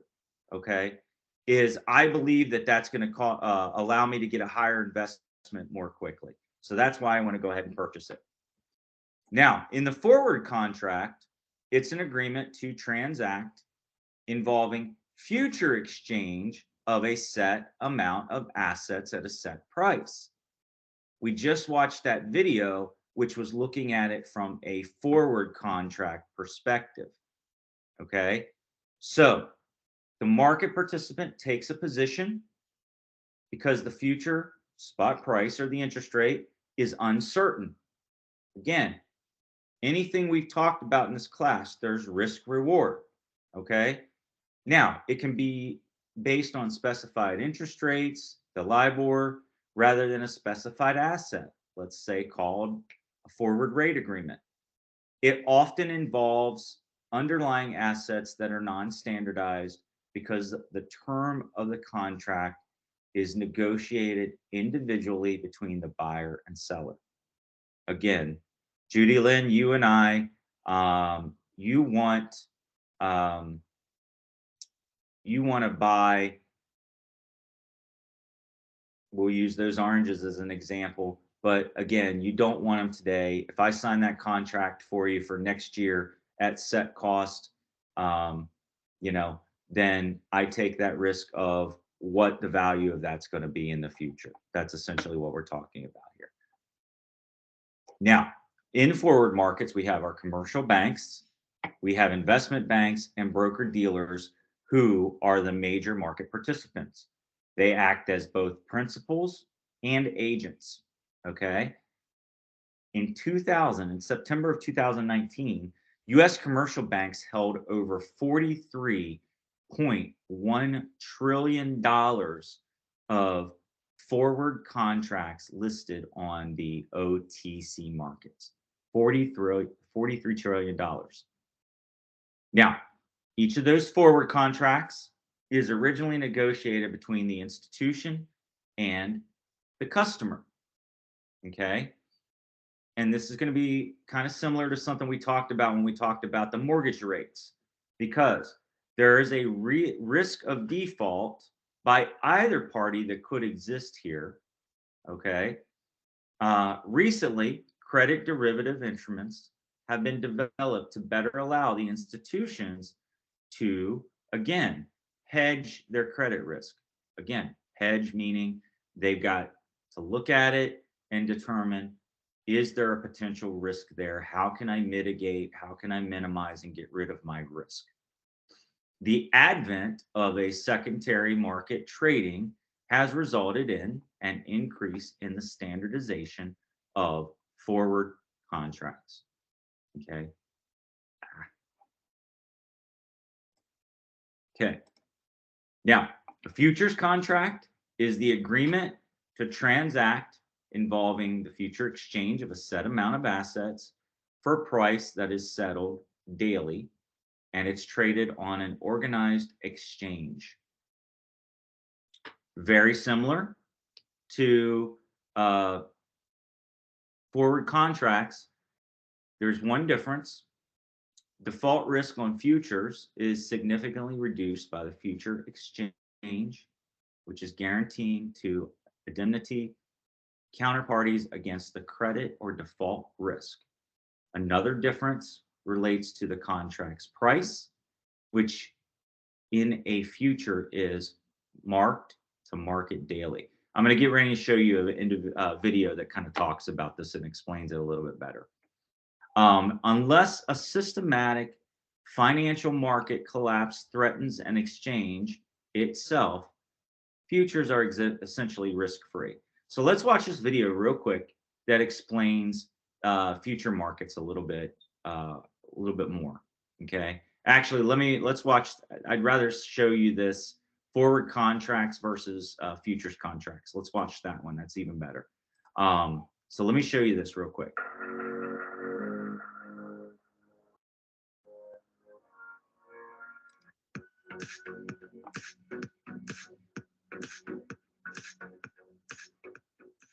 A forward commitment is a contract where the parties are required to perform some action at a given time. A contingent claim consists of a payoff, which is only claimable if a particular event happens before the expiry of the contract. We shall go into an introduction of each of these classes of derivatives, which will explain why forwards, futures, and swaps are forward commitment contracts, while options and credit derivatives are contingent claim contracts.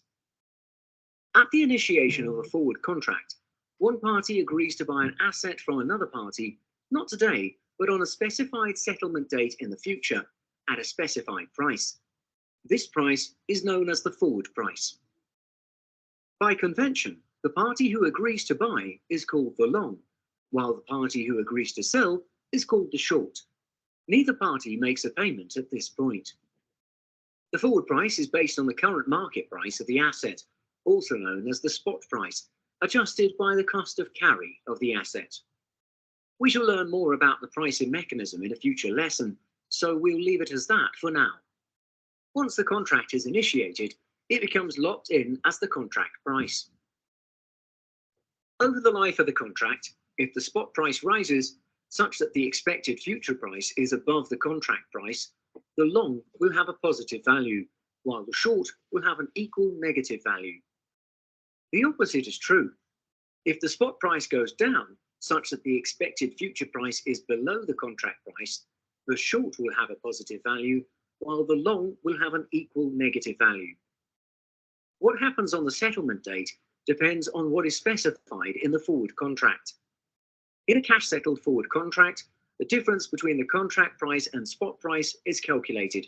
If the spot price is higher than the contract price, the short has to pay the long the difference. Conversely, if the spot price is lower, the long has to pay the short the difference.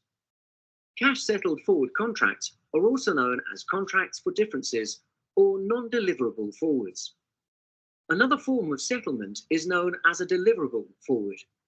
In this case, the short is required to deliver the underlying asset to the long, and the long pays for it at the settlement price. Note that the price paid for the asset is the contract price, not the spot price. The spot price has no bearing in this arrangement. So if the spot price is lower than the contract price at settlement date, as in this case, the long is disadvantaged because it is paying a higher price than the market price for the asset. As mentioned earlier, forwards are over-the-counter contracts in which the agreement is between the long and the short. As such, both parties are exposed to credit risk as either party has the potential to default from the agreement. As the contracts are negotiated, they are usually non-standard to fit the requirements of both parties. Forward contracts also tend to be unregulated. In contrast, futures are exchange-traded contracts in which the agreement is with the clearinghouse. The clearinghouse does this by splitting each trade, acting as the opposite side of each position. It acts as the buyer to every seller and the seller to every buyer.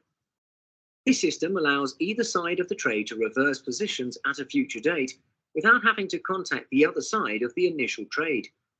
Traders will be able to reverse or reduce their position with ease. The clearinghouse also acts as the counterparty for each participant. The clearinghouse enforces rules like margins, which we'll discuss later, on the participants. This allows the clearinghouse to guarantee that traders in the exchange will honor their obligations. This guarantee removes counterparty risk from futures contracts. In the history of US futures trading, the clearinghouse has never defaulted on a contract. To facilitate trading, futures are standard contracts where traders either take the long or short position with standard sizes. Futures markets are usually regulated by the government. The fluidity of futures contracts makes them attractive to speculators who want to bet on changes in the price of an asset. Hedgers can also use futures contracts to reduce their risk exposure to the changes in price of an asset. For example, a transport company can buy oil futures to hedge against future increases in oil price. If oil prices do increase in the future, the company can sell the oil futures at a profit, which will soften the increase in operating costs due to increase in fuel prices. If the transport company wishes to take delivery of the oil or enter into custom contracts more suited to its needs, the company can turn to forward contracts instead. Besides these differences, there are three terms that apply only to futures. They are open interest, settlement price, and margin. The open interest of any particular futures contract is the total number of outstanding contracts that are held by market participants at the end of the day. Open interest increases when traders enter new long and short positions, and decreases when traders exit existing positions. Open interest is therefore a measure of the flow of money into the futures market. Some speculators look for trading signals based on the open interest for a particular asset.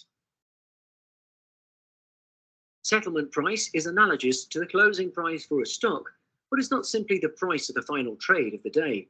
It's an average of the prices of the trades during the last period of trading, called the closing period. So as in this case, even though the final trade of the day was done at $88, the settlement price is recorded at the average price of the closing period, which is $76. This specification of the settlement price reduces the opportunity of traders to manipulate the settlement price. The settlement price is used to calculate the daily gain or loss at the end of each trading day. On its final day of trading, the settlement price is equal to the spot price of the underlying asset.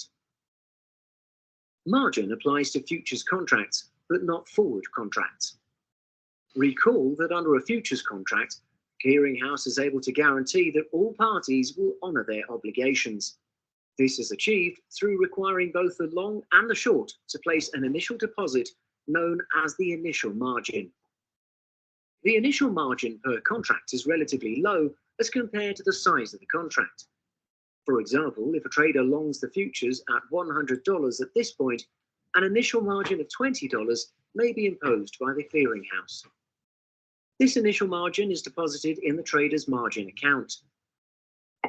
After the futures contract is obtained, changes in the price of the futures contract result in daily gains or losses. They're credited to or subtracted from the margin account of the contract holder. This is called the marking to market process. The maintenance margin is the minimum amount of margin that must be maintained in the margin account. If the balance in the account falls below the maintenance margin, additional funds must be deposited to bring the margin balance back up to the initial margin amount. So in this case, the trader has to top up his margin account by $24 to bring the account balance back to $20. Note that this is different from the case of an equity account, which requires investors only to bring the margin back up to the maintenance margin amount. You're watching an excerpt from our comprehensive. Okay, that was a lot of information, a lot of detail. Let's talk about real quick the forward contract versus future. Let's keep it simple here. I'm going to use Ahmed because he likes to kind of talk with me here. So no, I don't. I don't want to talk about. Oh no, you made me feel bad there, Ahmed. So if I was to look at setting up a contract with you, let's just keep this simple. Based on that, basically, let's talk about that first part of the video. Which would be more beneficial to you? Let's say I'm the financial institution, you're the business. Would a forward contract or a futures contract be something that would be more beneficial to you, do you think?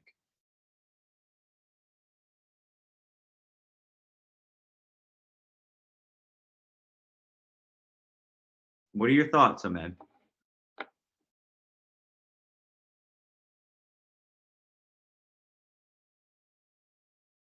Nuran, would you like to tell me your thoughts on it? Which would be better? I'm the financial institution, you're the business. What are your thoughts? Which would you want to sign, or which would you want me to sign with you?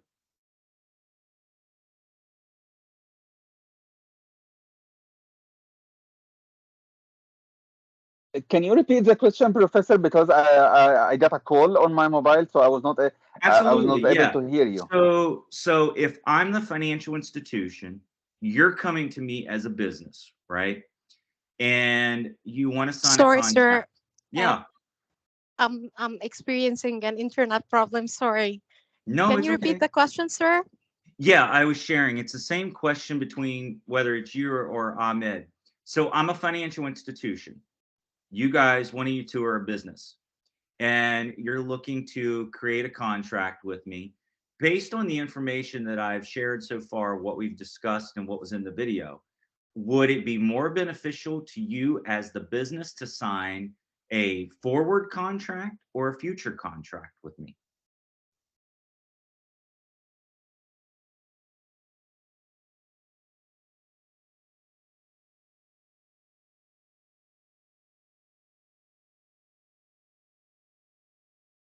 What do you think? Professor, I have to come back again. I will need 10 minutes. I'll come back again. Okay, that's fine. Nuran, Thank what you. were you saying? Future? I would say future contract. Yes, future contract's going to be more beneficial to you because remember when we looked at the forward contract, yes, we've agreed at the, you know, I'm giving you the asset, you're paying at a later time on that asset that's been given to you, but it's going to be based upon the market price.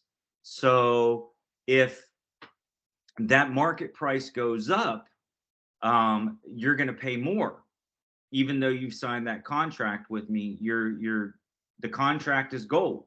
You've signed it, you have to pay it. So if originally when we signed that contract together, the set price of the asset was $45, but now it's at 50, that means you have to spend and pay me 50 for that particular asset versus 45.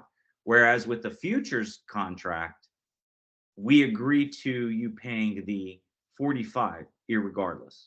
Okay. So it doesn't change the amount that you're going to pay. Right. So me as the bank, that's the risk I'm taking by agreeing to that set price with you. That's essentially what we're doing here, is looking at those two types of contracts. Okay. So you were right, Nuran. That's definitely the way I would go with it. Now let's look at the, just contract terms for 10 years. I'll let you guys read that through that. It's just a different type of treasury notes, contract terms for 10-year treasury note futures. So let's jump into future markets. So futures trading occurs on organized exchanges. We got the Chicago Board of Trade and the New York Mercantile Exchange, both of which are part of the CME group. Financial future market trading was introduced back in 1972. Okay. Most trading takes place in trading pits, which we call an open outcry auction method among exchange members. Now, what I think of is the New York Stock Exchange and seeing the guys that are on the floor actually doing the trading. So we have our floor brokers who place the trades from the public, while we have professional traders who trade for their own account. Again, to me, the floor broker is that guy, again, that's on the floor sitting and doing the trading for me. Whereas the professional trader could be somebody that's doing it on my behalf behind the computer and the technology now.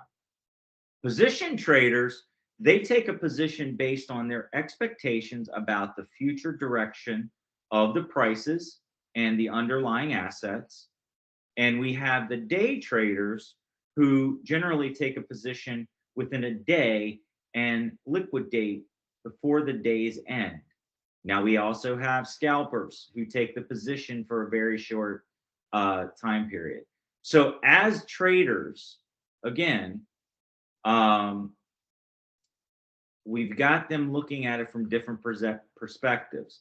Again, a person who's trading based on future direction and prices and underlying, that's your position trader. He or she is taking a position on how they're looking at the markets, the future markets. Our day trader, they're looking at what's going to happen before the end of the day. Okay. So they're looking at, you know, do I need to get rid of this? Do I need to liquidate? Do I need to just only today? They're not looking at the future. And then we've got our scalpers who are looking at minutes. So they're a day trader on, excuse my language, or excuse my phrase, they're a day trader on steroids. So they're looking at particulars and making decisions in minutes. That's essentially the different types of traders that you have. All right. Future trades may be placed as market or limited orders, meaning the order may be for a long position, okay, or a short position. We saw that in the video. All right. In a long position, the purchase, it's a purchase of a futures contract. A short position is something that is going to be based on the sale. So one, the long, I'm looking at my purchasing. The short, I'm taking the view of the sale of my future contract. What's the clearinghouse? You heard in the video about the clearinghouse. The clearinghouse is the unit that oversees trading on the exchange and guarantees that the trades may and is guaranteeing, excuse me, the trades made by the traders. Okay. So again, they're kind of acting as that middleman in the clearinghouse. So they're looking out for both. Okay. Holders of futures contracts have two choices for liquidating his or her position. They can liquidate position before the future contract expires, or they can hold it until the end. Okay. All right. So you have, again, two choices. So Nuran, if you and I agree to that contract, okay, and that rate of, we'll say the $45, you, or excuse me, you have the opportunity though to liquidate the position before it expires, or you can hold on to that until it expires. Okay, so that's your option. So traders in futures and as well as option markets can be speculators, hedgers, or arbitrators. Okay. All right. Now, what's the clearinghouse function? So essentially, remember, I just said a minute ago, your clearinghouse is more of your middle person. So you have the seller, okay, of the futures contract that looks at the future position. Okay. You have the clearinghouse, which is looking at the long and short contracts. All right. You have the buyer and of the long and future contracts, and of course the exchange of the funds. So it's a full cycle process. Okay. Now, so if we were to do a quick look at the future markets exchanged, we just looked at forward contracts versus the future contracts, but now let's take a quick look at future markets. So let's take a look at this real quick. A $3 box of corn cereal stays at roughly the same price day to day and week to week. But corn prices can change daily, sometimes by a few cents, sometimes by a lot more. Why does the cost of processed foods generally stay quite stable, even though the crops that go into them have prices that fluctuate? It's partly thanks to the futures market. The futures market allows the people who sell and buy large quantities of corn to insulate you, the consumer, from those changes without going out of business themselves. Let's meet our corn producer, this farmer. Of course, she's always looking to sell her corn at a high price. And on the other side, our corn user, this cereal company, is always looking to buy corn at a low price. Now, the farmer has a little bit of a problem because her whole crop gets harvested at once. Lots and lots of farmers will be harvesting at the same time, and the huge supply can send the price falling. And even though that price might be appealing to the company that makes cereal from corn, it doesn't want to purchase all of its corn at once because, among other reasons, it would have to pay to store it. But it's fortunate that corn can be stored because that means it can be sold and bought throughout the year. And this is where the futures market fits in. Buyers and sellers move bushels around in the market, though actual corn rarely changes hands. Instead of buying and selling corn, the farmer and cereal maker buy and sell contracts. Now we're getting closer to peace of mind for both sides because a futures contract provides a hedge against a change in the price. This way, neither side is stuck with only whatever the market price is when they want to buy or sell. These contracts can be made at any time, even before the farmer plants the corn. She'll use the futures market to sell some of her anticipated crop on a certain date in the future. Of course, she's not going to sell all of her corn on that contract. Just enough corn to reassure her that a low price at harvest won't ruin her business. The contract provides that security. The cereal company uses the same market to buy bushels. Their contract protects against a high price later. Contracts will gain or lose money in the futures market. If the price goes high, the farmer loses money on that futures contract because she's stuck with it. But that's okay, because now she can sell the rest of her corn, what wasn't in that contract, at the higher price. That offsets her loss in the futures market. If at harvest time the price of corn is low, well, that's exactly why she entered the futures market. The low price means her contract makes money. So that profit shields her from the sting of the low price she'll get for the bushels she sells now. The corn cereal company doesn't like those higher prices, and that's why they have a futures contract. They make money on it and can use that profit to cover the higher price of the corn they now need to buy. The futures market serves as a risk management tool. It doesn't maximize profit. Instead, it focuses on balance. And in this way, it keeps your cereal from breaking your weekly shopping budget.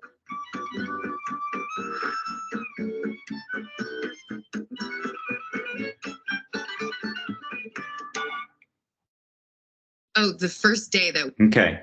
So does that help clear up a little bit about the futures market and the importance of it?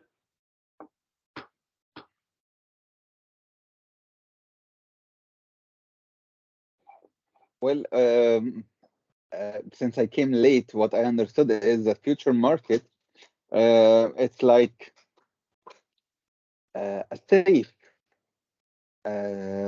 from lowering or low prices than the expected. But at the same time, it's there is no benefit if the prices go higher. No benefit. Well, there's a benefit to somebody, right? Of course, it is benefit for as I said, it's just the safest option. It is a safer option. I agree with you, and that is something that okay, I use my landlord as an example. He's actually a farmer. They just finished plowing the fields. they just finished their corn for the season. And so, but if he developed that contract earlier in the season, he now has a potential of getting himself a set price versus when he goes and drops it to the co-op here locally, because by the way, he doesn't have a way to store his corn. So he actually has to go through another person. So his business, he goes to what's called a co-op.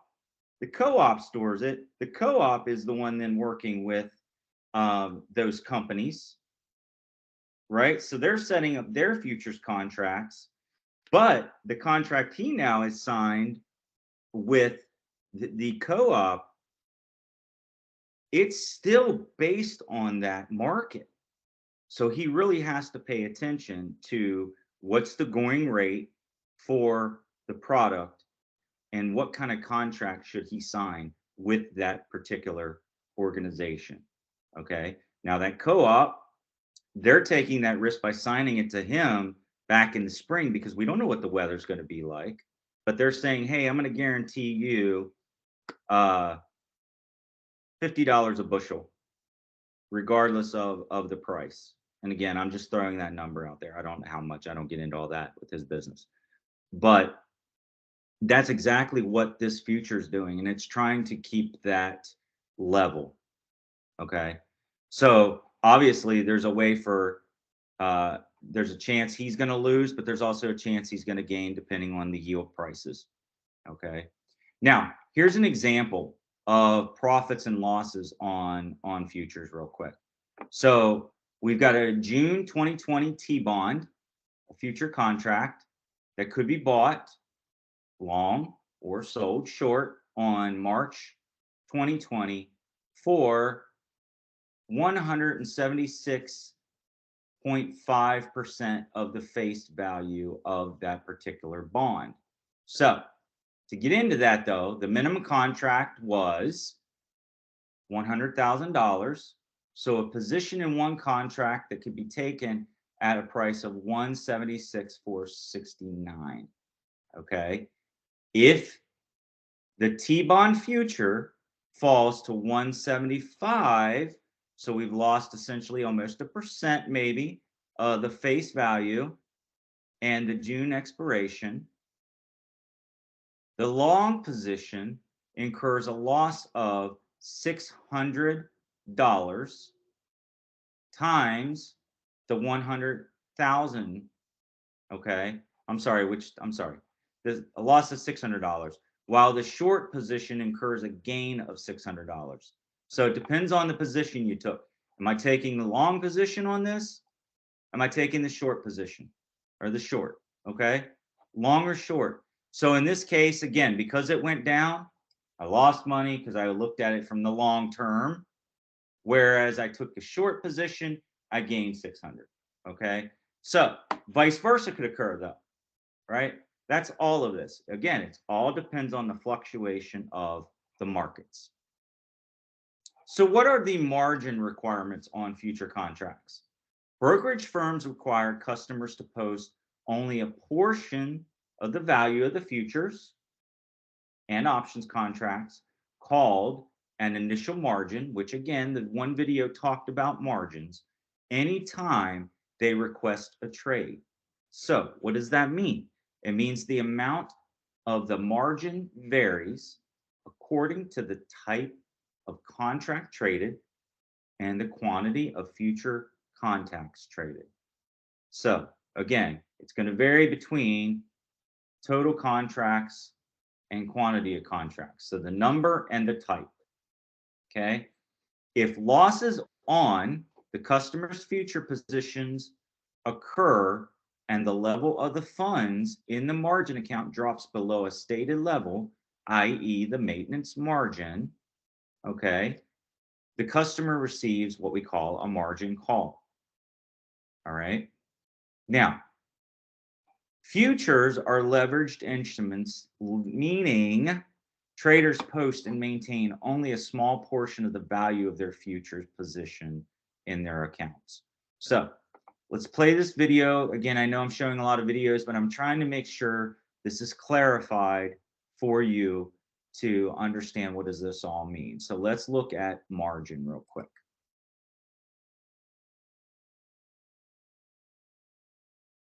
You've probably heard the term margin before, but do you know what margin means? Because when we talk about securities margin and futures margin, we're really talking about two very different things, and understanding the difference is important. In the securities world, margin is the money you borrow as a partial down payment, up to 50% of the purchase price, to buy and own a stock, bond, or ETF. This practice is often referred to as buying on margin. So how is futures margin different? Futures margin is the amount of money that you must deposit and keep on hand with your broker when you open a futures position. It's not a down payment, and you don't own the underlying commodity. The good news is that futures margin generally represents a smaller percentage of the notional value of the contract, typically 3 to 12% per futures contract, as opposed to up to 50% of the face value of securities purchased on margin. When markets are changing rapidly and daily price moves become more volatile, market conditions and the clearinghouse's margin methodology may result in higher margin requirements to account for increased risk. When market conditions and the margin methodology warrant, margin requirements may be reduced. Now, let's look at some types of futures margin. Initial margin is the amount of funds required by the exchange to initiate a futures position. While the exchange sets the margin amount, your broker may be required to collect additional funds for deposit. The other type is maintenance margin. Maintenance margin is the minimum amount that must be maintained at any given time in your account. If the funds in your account drop below this level, a few things can happen. You may receive a margin call where you will be required to add more funds immediately to bring the account back up to the initial margin level. If you don't or can't meet the margin call, you may be able to reduce your position in accordance with the amount of funds remaining in your account, or your position may be liquidated automatically once it drops below the maintenance margin level. A small change in a futures price can translate into a huge gain or loss. So understanding how a futures margin works is essential to maximize the capital efficiencies that futures afford. So essentially what we're looking at there is we're looking at what is the amount that you're having to have put in for the trading purposes, right? That's your margins. So we're saying that to get in on this particular, you have to have XYZ amount of dollars in there. Okay.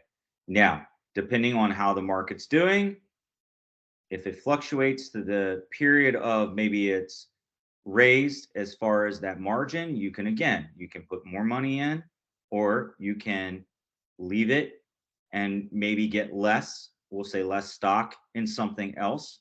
So that's why you want that broker, if you're not a trader, that they can continually take a look at that for you and determine. But what we're saying here is on that margin, you're not having to put all of your money in that, right? So if you had one stock in particular, there's a margin to get in on it, okay, that you could put in. All right. So that's what we're looking at there. Now, we're going to quickly look at options, and then we're going to have to put the day to an end. So for options, we have what is an option is a contract that gives the holder the right, but not the obligation, to buy or sell an underlying asset at a specified price within a specified period of time. Okay.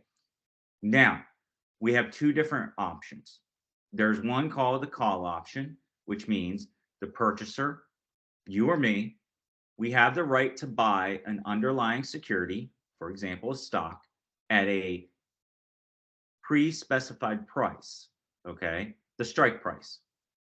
Now, in return, the buyer of the call option must pay the writer, okay, an upfront fee known as the call premium. So a call option gives you the right to buy the stock at a certain price, but you have to pay at a call premium, the upfront fee for that, buying it, basically.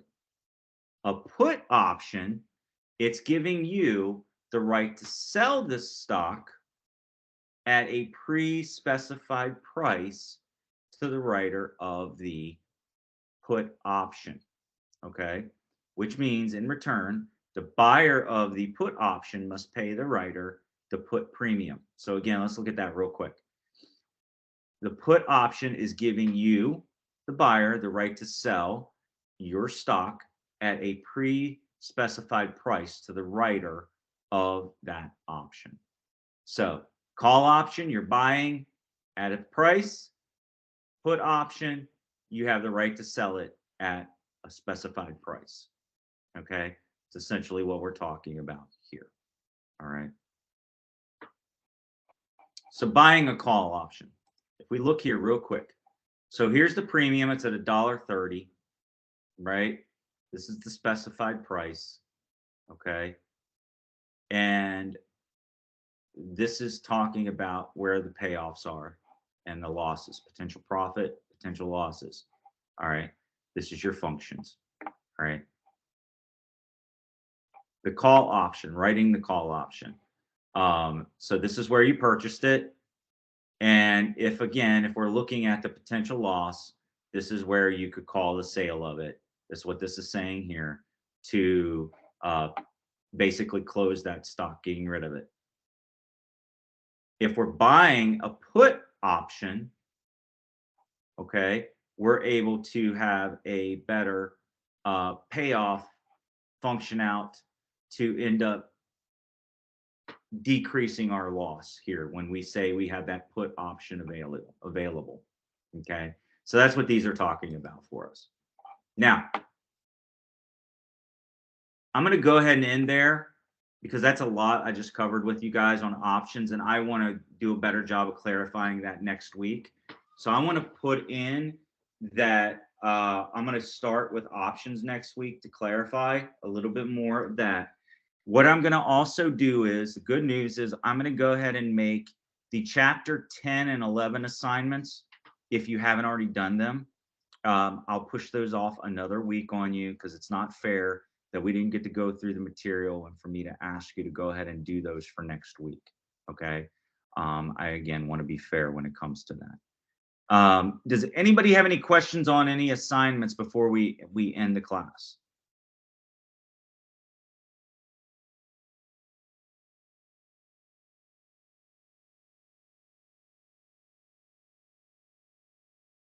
No? Okay. Julie Lynn, don't forget, send me some days and times you're available that you want to get together and we could take a look at a few things together, okay? Okay, thank you. I really appreciate that. Yeah, no worries, no worries. Danya, Nuran, Olia, do you guys have any questions? No, sir. Thank you, sir. Okay.